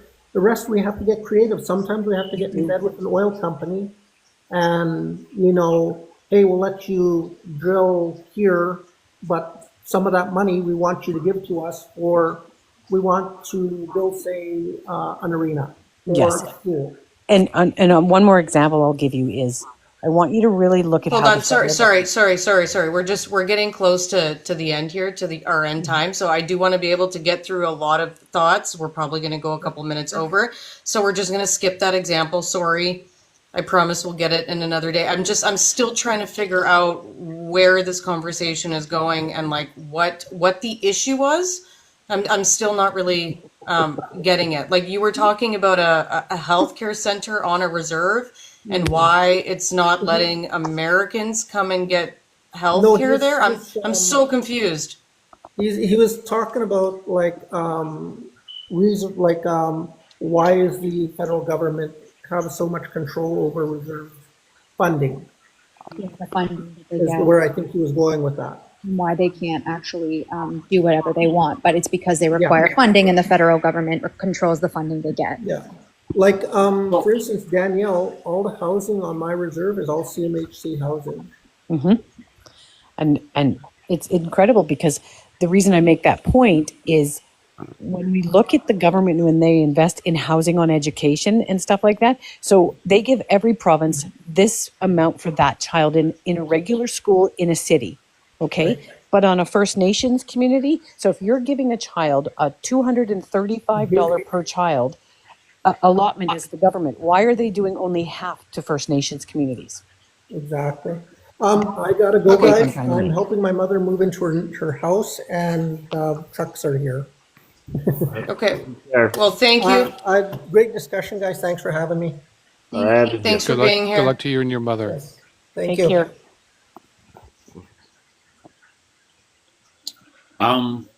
We might not be able to get your questions answered as well if you ask now. So I guess my question is, I think that First Nations have a lot more power than they realize, and I think they should implement that power when it comes to doing a secondary financing of how to support the communities. And I think I might recommend you bring that question up on Mondays. Yeah, I was gonna say make more noise and support the empowerment of our First Nations people, right? Well, I don't want to. Yeah, I don't know how to have these conversations unless I have somebody that works legally with Indigenous communities across Canada, and we have an absolutely amazing host on Monday nights that has been working with the government for many, many years. That's been her job, and she would probably be the absolute best person to ask and to talk about it with. Yeah. So. I don't think that any of us on this panel right now are good at being able to talk about these issues. We shouldn't. That's not our place. That's what I tried to Yeah, no, I get. As I well know. as as well as Monday. It's not just the host, also Hold the on. I pick. want to let the That's missus. I want to let the missus talk. I have an offer, kind of a sort of an umbrella thought here for just, let's see, whatever you want there. When, our core values, and this is a very general statement, but our core values as civilized societies is we have chosen court systems to handle and manage and resolve our problems so that we don't have to go to war. These were the systems that we put in place that we're supposed to honor and abide by and respect. And if you understood how many court decisions have already been made in favor of Indigenous people, and how many of those court decisions just get ignored, and both governments have been terrible at fulfilling what the Supreme Courts of Canada have ordered. And I want you to think about that in terms of the geopolitical conversation we're having right now, because it is conservative far right-wing governments tearing up the social fiber court contracts around the world, like our free trade agreement with the tariffs. You have a contract with Canada, Mexico, and the United States, and just tear it up, right? You have a contract with Ukraine to give them military support if they give up their nuclear weapons. You just walked away from it and let Crimea get invaded. All of these far-right movements are ignoring the things that the courts have already put in place. And if you truly, as a conservative, value that system, and perhaps look at where the courts have made their decisions and support those courts. Because even if it takes longer to get to where you want that court decision to be, it's better than fighting on a military level. Anyway, I want to say that. And I have to leave. So, Frontline, thank you for inviting me. That was really important. Not really. Thank you. Yeah, I wanted to add in one more important piece, just because I was doing some research here while everybody was talking, just so that I can make a nice big list, because we were talking about interprovincial trade, right? And so we really have to figure out, like, what happened, why don't we have better interprovincial trade? And I found a really good article here that talks about it at length. Basically, the number one thing that started this whole thing was actually Brian Mulroney and the death of the National Energy Program back in the 80s. Mm-hmm. So after that, though, it was also a bunch of the Supreme Court justices. A bunch of the Supreme Court justices created a bunch of internal trade barriers. And when we look at who they are, it was Richard Wagner, who was appointed by Harper, Beverly I can't say his last name, McLachin. Beverly. Yeah, so he was appointed by Chrétien. Michael Moldaver, appointed by Harper. Andromich Caractasanis, appointed by Harper. Rosalie Abella, appointed by Martin. Clement Gascon, appointed by Harper. Russell Brown, appointed by Harper. Suzanne Cody, appointed by Harper. And Malcolm Rowe, appointed by Trudeau. So if you really look at all of those justices responsible, most of them were appointed by Harper. And partly they were conservative justices. But partly because they had died or that judiciary had stepped down. There's a... So I live in Ottawa, and like if there's anywhere that you can see like provincial trade and like right up, we like literally you drive across a bridge and you're in the province of Quebec. Oh, we do so much bootlegging, dude. We do so much bootlegging across the Gatineau. Yeah, and we do. And I tell oh, sorry. Go ahead. No, I wanted to finish the list, and then I'm going to leave it for a little bit of conversation, but I just want to go through this real quick. Also, the conservative premiers who prioritize protectionism over free trade. Jason Kenney and Danielle Smith in Alberta. Kenney and Smith fought for the Alberta oil industry, resisting any federal efforts to create a national energy strategy that would benefit all provinces. Alberta also pushed against clean energy projects, making it harder for Canada to build a unified national energy grid. Doug Ford in Ontario, he canceled clean energy projects and prioritized Ontario businesses over interprovincial trade partnerships. He imposed new regulations that made it harder for Quebec-based companies to compete in Ontario. Francois in Quebec, he fought to protect Quebec's dairy industry under supply management, refusing to budge on interprovincial trade barriers. Scott Moe in Saskatchewan registered efforts to harmonize trucking and transportation regulations with other provinces, resisted efforts. He blocked federal clean energy funding that would have helped multiple provinces work together.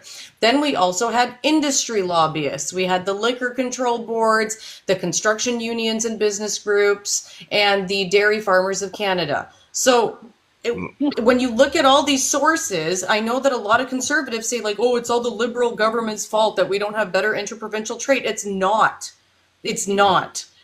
It is a lot of the conservative premiers, a lot of the Supreme Court justices, and a lot of the past conservative parties that we had leading this country. I tell you though, like when I see like where it says that Ford made it harder for Quebecers to work in Ontario, like I'm telling you, that's one thing as an Ottawa resident that I have always like. I'll give you an example. Every day we see Quebec businesses, trucks, and Quebec businesses come into Canada. Come into Ontario, into Ottawa. We didn't separate. And work, right? Let me give you an example. I worked for Eastway Tank and Pump. I had a company vehicle. We had one young man. He just started, and I didn't even think of this.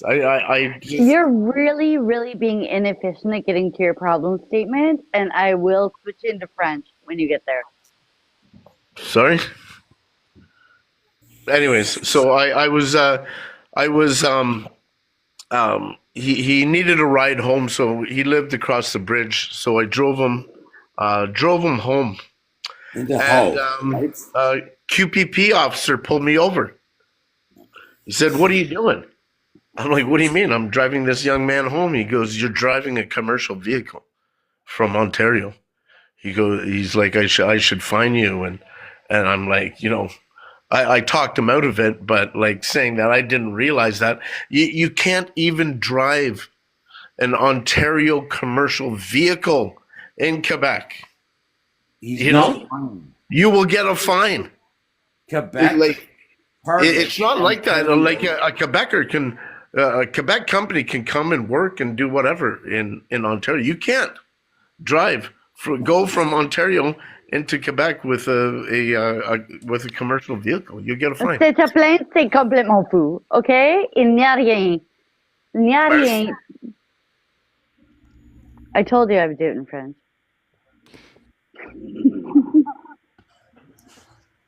Yeah, it's crazy, But it's been protection. Protection. I'm gonna need to do a little research in regards to take a look at, because it sounds a little bit ridiculous. The only other thing I'd want to ask you is, what road were you pulled over on? Because commercial vehicles, for example, if you do so there's you go over the bridge, the bridge, and you're on the interprovincial. So that's Sûreté de Quebec. It's Quebec, like Quebec QPP. I'm in Ottawa too. I'm from Montreal. You're right in the city of Hull, basically, though. Yeah, you're in Old Hull. So are you taking Alexandria? Are you taking? I would have got off. I was getting off right on like Maisonneuve. Yeah. No, he told me that I can be fined for driving an Ontario commercial vehicle in Quebec. It was crazy. It seems a little strange. Yeah, that's Ottawa Gatineau, and everybody raised in Ottawa knows that the laws are different when you live in Ottawa, cross the border into Gatineau, where you have Ontario plates. That's the game. It's constant. We're talking about commercial plates, bud. Yeah. Yeah, commercial plates. Ontario plates are fine. Ontario plates, they're totally different. Like, I'm a you know. CVR owner of commercial plates. I own multiple commercial plates. Okay. And yes, I'm agreeing with you that when you cross into Quebec, the rules are different. You get picked on. It doesn't work the same way from Ontario. So, like, every once in a while, Quebec and Ontario have a pissing war when it comes to trade, where all of a sudden Quebec is picking Ontario plates or vice versa. But, like, when you cross into Quebec with commercial plates, trust me, I know this. I've paid multiple fines of they come up with a new rule and you can't beat it. Like, you're like, okay, I pay the fine. It happens. I've worked in Hull a lot of times, like many times. I mean, aside from a speeding ticket I might have had, that may not have been the reason for. I've never really had too much of a hassle in regards to my Ontario plate on the front. And again, when I talk to the officers, je parle dans la langue que je connais. But it's the commercial plates when I'm looking here, there seems to be something about commercial vehicles being licensed to drive there, which is kind of weird considering there's a budget exchange. And obviously that could be a specific situation that should be addressed because it's weird that they do that kind of thing. That's problematic.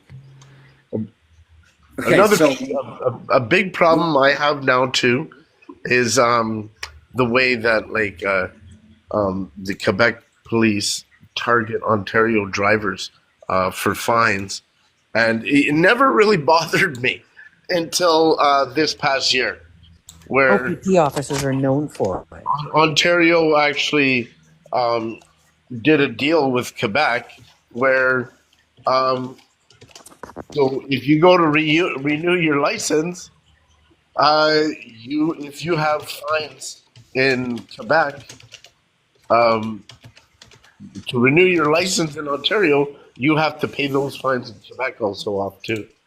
Before, it's funny how many people I've known for years and years and years, just like they won't go to Quebec, or they always would say, "Oh, I can't go to Quebec because I owe fines from like 25 years ago," you know, and that's what it was like for me. Like, for a long time, I didn't go there because I got targeted by I pulled up in front of my boss's house. I was going to pick him up. I ran inside. My car was running, and I was literally about 50 seconds, and there were no signs in the snowbank, nothing. I come out, and my car's gone. So I'm like, what the hell? I walk around the block. My car is around the block with a $490 towing ticket saying that they were going to they're clearing the snowbanks, and $490. So he must have been, he was just watching, and there were no signs in the snowbanks, nothing. They target. They do that in Ottawa. Drivers. And now it's a big cash cow for them. It's crazy. They do that in Ottawa. I got it. The States too to Canadians. Hold on though. I do need to kind of bring it back because we're already 10 minutes over, and I do need to kind of close it out. So I just want to let everybody kind of say their piece at the end, share whatever message you want to share with anybody that's still here and watching, and with each other. So we're going to start with Joe, and then after Joe, we're going to go to pre-post, and then Nicolina, Scott, and Johnny. Thank you. Joe. Yes. So I think the biggest thing I'm right now thinking about, because I'm still thinking back all the way back to the beginning of the discussion in regards to the tariffs going on, the tariffs going off. And as we right now got the latest update, the tariffs are now but dialed back to, at least in regards for Canada, to what was agreed upon within, within our free trade agreement, as well as oil has been still there with the tariff, but I think it's been dialed back to 10%. it's a half-ass sort of compromise, but again, it's still, we didn't put in these tariffs and we're just responding to it. I still consider and think about it this as still the same as before. We're seeing it come on, come off, because the entire tactic is just to continue to agitate and try to build, not just weaken sort of us ourselves economically in regards to these kind of attacks, but also use messaging in regards to the American people, saying, look, they have problems, they are the problem, and look, we're constantly responding because they are the problem. And try to hammer that into the American public, as well as I'm sure they're hoping to try to get Canadians to respond, because then they can start looking like, look how unhinged the Canadians are. We need to address that. Well, I mean, There's just to also add in there, I mean, Trump himself also made a post today on Truth Social about how he's now saying that this whole tariff thing is just Justin's way to try to have a power grab and to stay in power when like the dude is stepping down within a week. But it's a message to his base, and it's to divide people exactly in it. Canada. It's to divide people I in wouldn't be Canada. surprised if in a week he takes credit for Justin stepping down. Oh, he will. He will. He will. He will. Well, to wrap it up, it's exactly that, as we're all saying here. It is all smoke and mirrors. It's a game. It's all about messaging, and they're trying to do all sorts of messaging so that anything they try to do after that, they will be feeling and messaging that it's justified based on whatever rhetoric and lies that they flooded their base with. Yep. And they're hoping to also interfere enough on the Canadian side, and we've seen it already with our Maple Megas, talking about wanting to be the 51st state because anyways, let's stay aware. That's all. I was watching sorry, so whoever's Hold on. Yeah, sorry. We're gonna go in order, but you're last, I promise. Pre-post. I very much appreciate this platform. I hope I'm being polite on it. Feel free to let me know if I'm ever not being sufficiently polite. But good. what I would like to hear in a future session would be, I don't know, maybe I'm alone, but I work on a worldwide team. I work with Americans every day as a Canadian. I work with Europeans every day as an American. And it'd be interesting to explore what the normalcy of that looks like in a future call. Okay. For sure. Thank you. Nicolina. Yeah, so thanks for having me up. I really just wanted to learn a few things from a few people on this panel. I think I took away some information today that was crucial to me kind of having better communication and discourse with opposing views. I also wanted to double down on what Joe said and say, at the bread and butter of this whole thing is we're dealing with a narcissistic personality.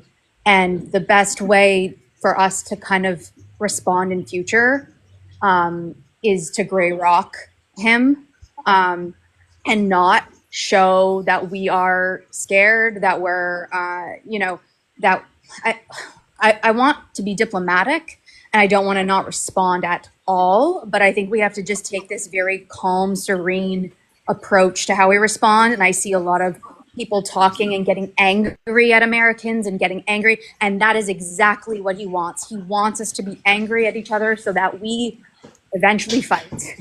And we want to avoid that because no one really wants that, potentially, except for his base. So I think we need to be very smart in our communication with him and not let his like psychological, narcissistic gaslighting get us in this really dark place. And that's what I want to say. Okay, thank you. Scott. I love you all. I think patriotism should be from the beginning, not because you're under threat. And I as many of my time want people to understand that being Canadian is really important. And I just want everyone that gets all patriotic right now to understand that you have to be patriotic all the time. It's not just because your southern neighbors attacking you. There's a very strong reason why we are loved by multiple countries. You have to instill that every day. I'm out. Thank you. I'm gonna just, yeah, that there is a big reason why Canada is loved pretty much everywhere around the world. We're the peacekeepers, and we have to continue trying to be the peacekeepers. Johnny, I muted you because there was a lot of background noise, so just turn your mic on and give us your 2 cents. Sorry about the background noise. I was watching Power and Politics, and it was funny. They went through all the panelists, and the one girl that always leans conservative, she's like, I just don't understand why Donald Trump keeps doing this with the tariffs and taking them out. There's only one reason. He wants Canada. He wants to embarrass Canada. He wants to make us feel small. I hate him. That's it. I love you guys. Have a great night. Thanks, everyone. And yeah, go truth. I know Scott wants to add in a little message there. I can see his hand up. Being polite. The reason why Orange Man Bad can take advantage of us is multiple decades of our leaders not looking after Canada. And this isn't conservative. This isn't liberal. This is multiple. They've all done it. So, like, you can't blame the Orange Man because, in all honesty, we vote these guys in, and they've done this since Mulrooney all the way through. I mean, you can blame the Orange Man for trying to invade a sovereign nation, just like we can blame Russia for invading Ukraine. Come to us, Scott. Like, it's not like. Okay, so I'll make this short, but I'm gonna say, I think that we pay attention when things get tense, and not understand how badly our politicians have screwed us over, and that is generations, and that comes with Indigenous or Canadian population. Because I don't think I've been paying attention for 2 decades, and I can see that generally the conservatives have made more mistakes. Are the liberals perfect? No, of course not. I'm not going to say that, but if we actually take into account everything that's been done, the conservatives have hurt us more than other parties. And see, I consider myself conservative, and I blame them as much as I blame liberals. Like, legitimately. And that's fair. And that's fair. Because I think they've taken advantage of us, and I don't think they listen to us. Scott, if you want to reach out to me privately, I'm absolutely happy to engage you on what's gone wrong in the Conservative Party in the world, in the world of Canada recently, in that it's no longer a progressive Conservative Party, and perhaps your voice is not being heard the way you might think it's being heard. I'm happy to help you.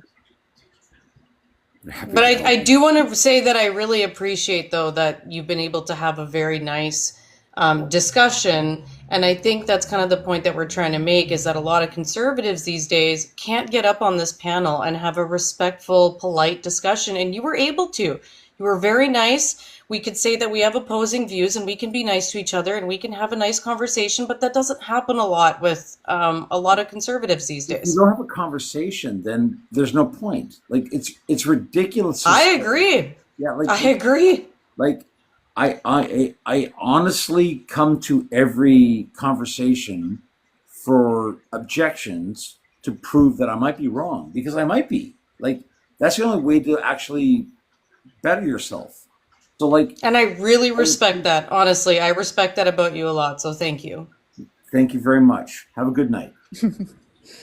My God. Okay, bye guys. I'm going to close out the live. Just wanted to let everybody know that's still here. We do a live show every single evening. If you want to figure out what the shows are, you can just go to our profile, and in the pinned videos, it'll tell you what all the different shows are. And then if you ever want to get into some more of it's actually kind of similar, but we do more of a debate style on Friday night. So that's where we try and get some actual opposition, and we try to have these conversations, even though we just had them tonight. But that's exactly the type of respectful conversation that we want to have. So if you want to catch us tomorrow night, we can dive into a lot of these things further. So thank you all for being here.